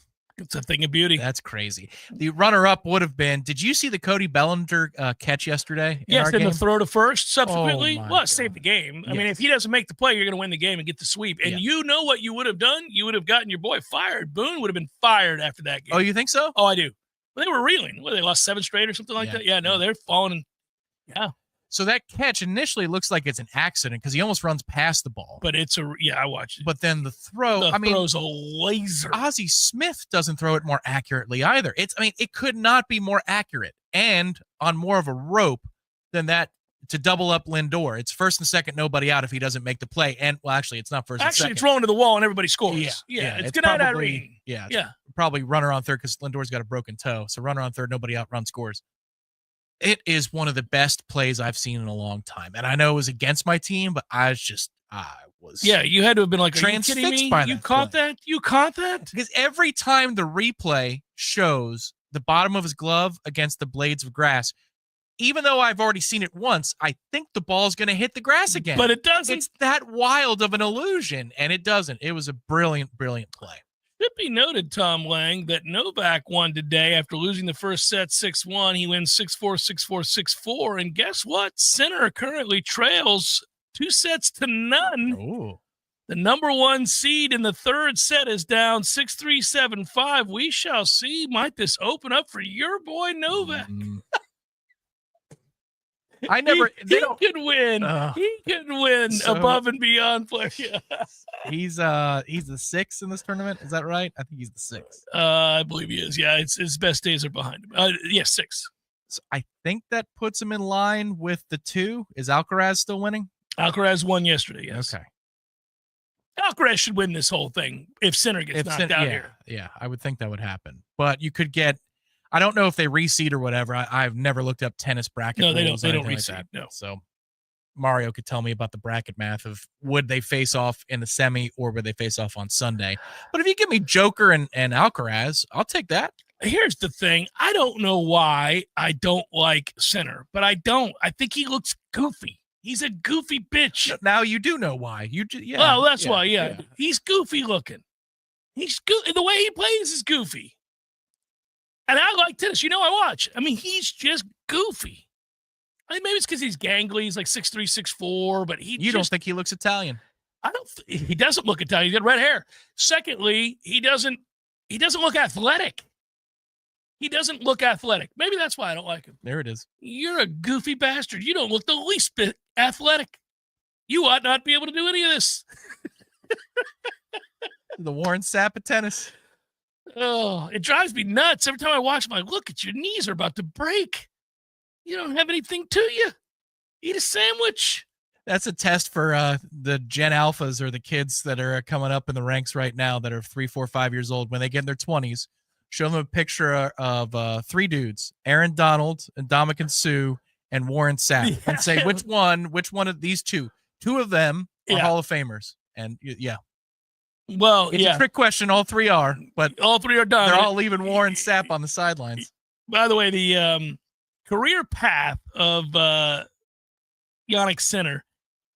In 2019, he made $643,000, $736,000 in 2020, then $2,233,000, $2,855,000, then $10,456,000, then $19,735,000.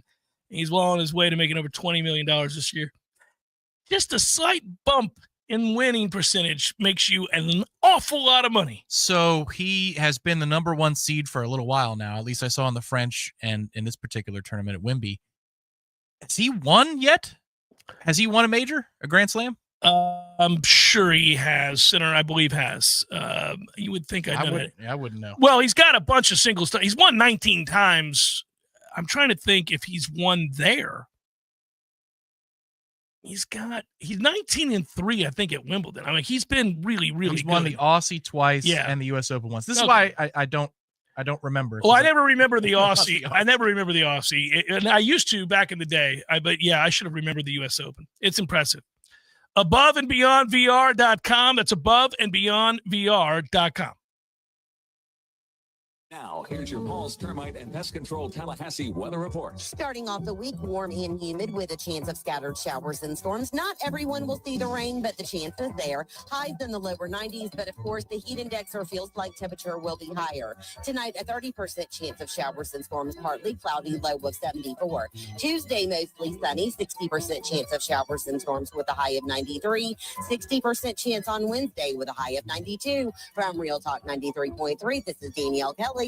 For the elimination of termites, pests, and for a greener lawn too, call Paul's. They'll get them all.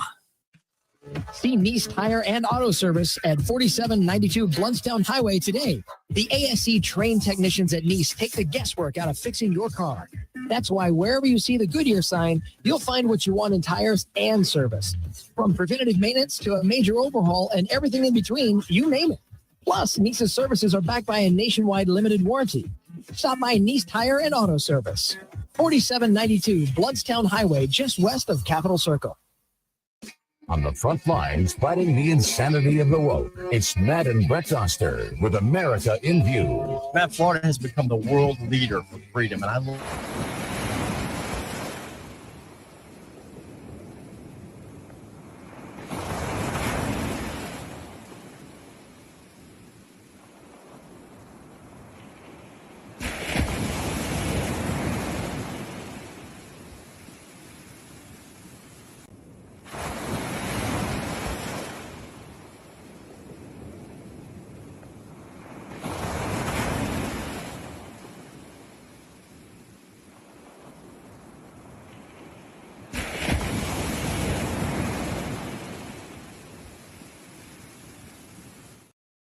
Call the pros at New Vision Gutters, where they take pride and passion in protecting your most valuable possessions.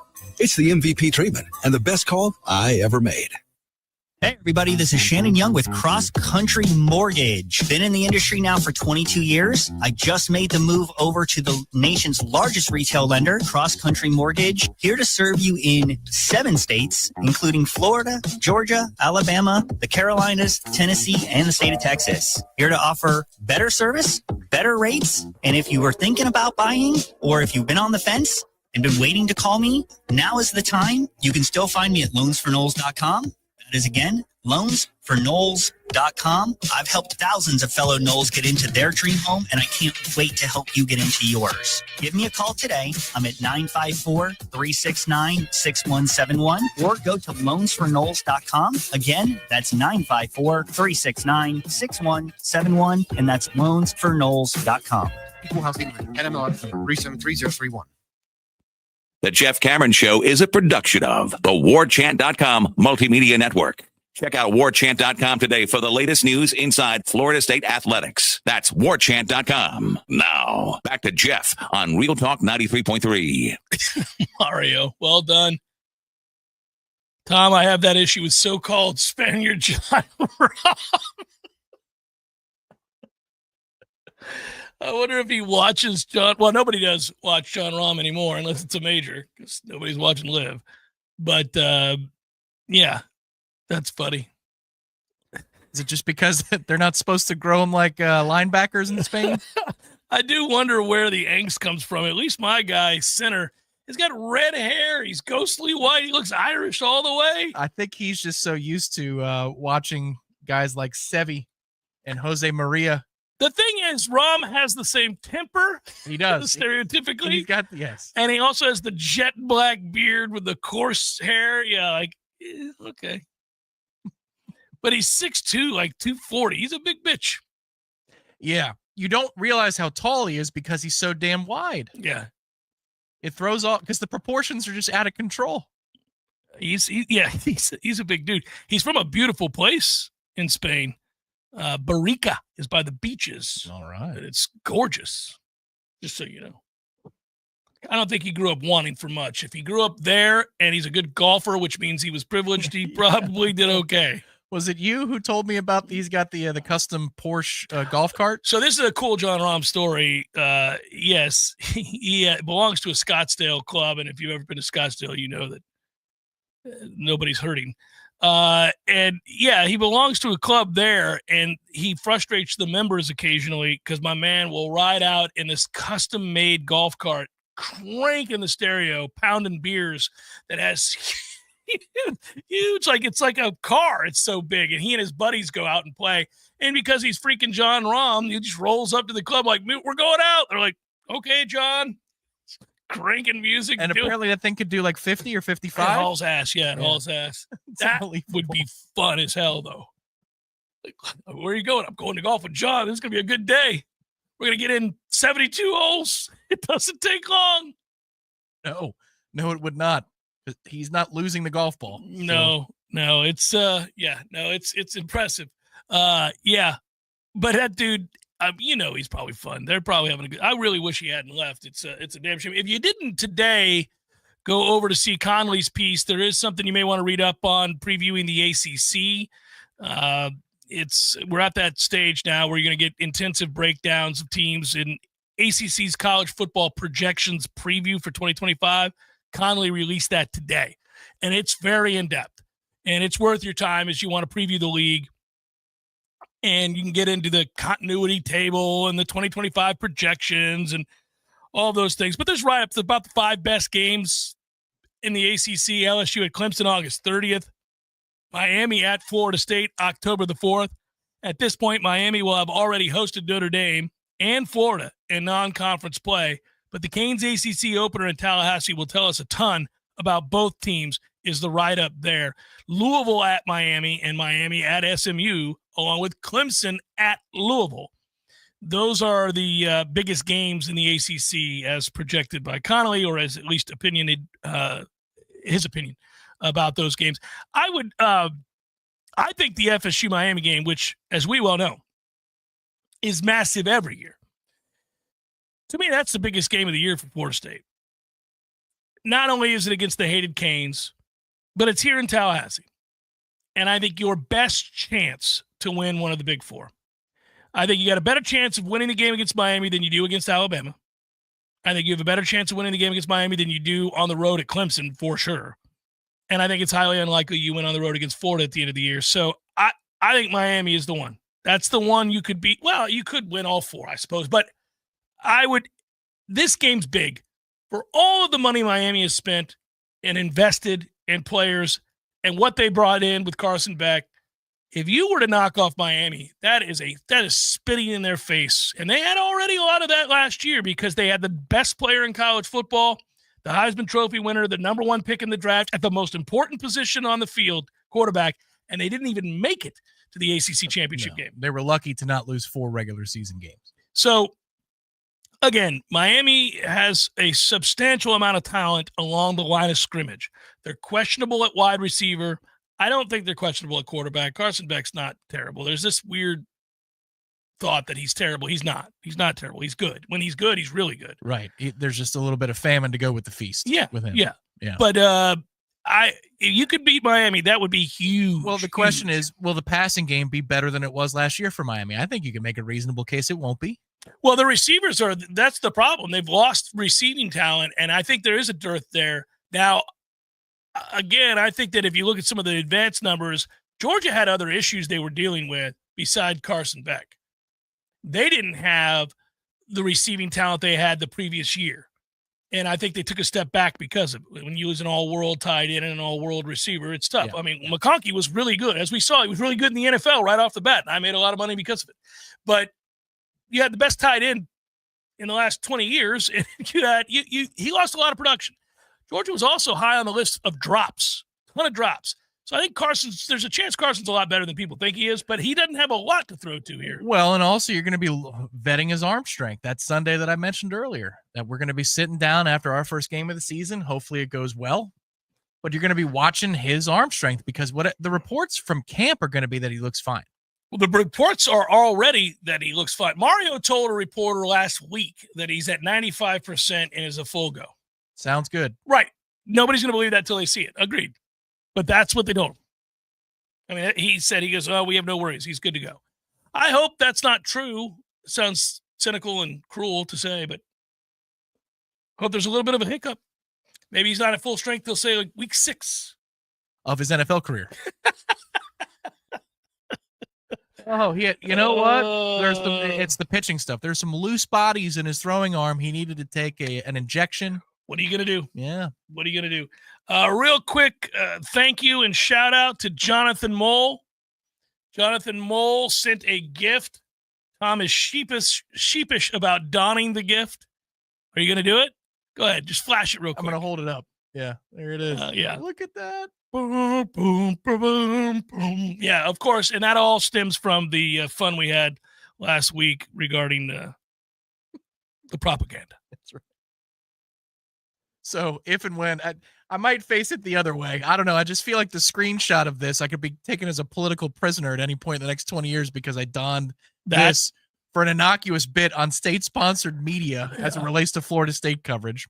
Jordan, very quickly, we still begin every show with Bobo O'Reilly.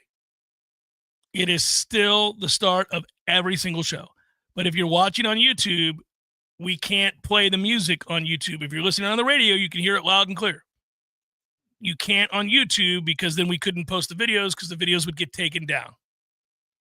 And that's a YouTube problem. But we do start every show with the Who's Bobo O'Reilly. To this day, Jordan. Thank you. Probables, rapid fire. Here we go. It's time for, how you say, with the pitching, probables? Rays, Tigers, Shane Baz, Kiter Monero. Get it together, Jeff. That's Montero. Marlins, Reds, Jason Junk, Brady Singer, Rockies, Red Sox, Austin Gomber, Richard Fitz, Dodgers, Brewers, Yoshinobu, Yamamoto. Freddie Peralta goes for the Brewers. I just realized why you were shaking your head with Richard Fitz. Pirates, Royals, Andrew Haney, Noah Cameron, Blue Jays, White Sox, Jose Barrios, Sean Burke, Guardians, Astros, Tanner Bibby, Colton Gordon. That was just for the pitcher's name, not because Rangers, Angels, Jacob DeGrom. I'd take it a beer. Yes. Goes for the Angels. D-backs, Padres.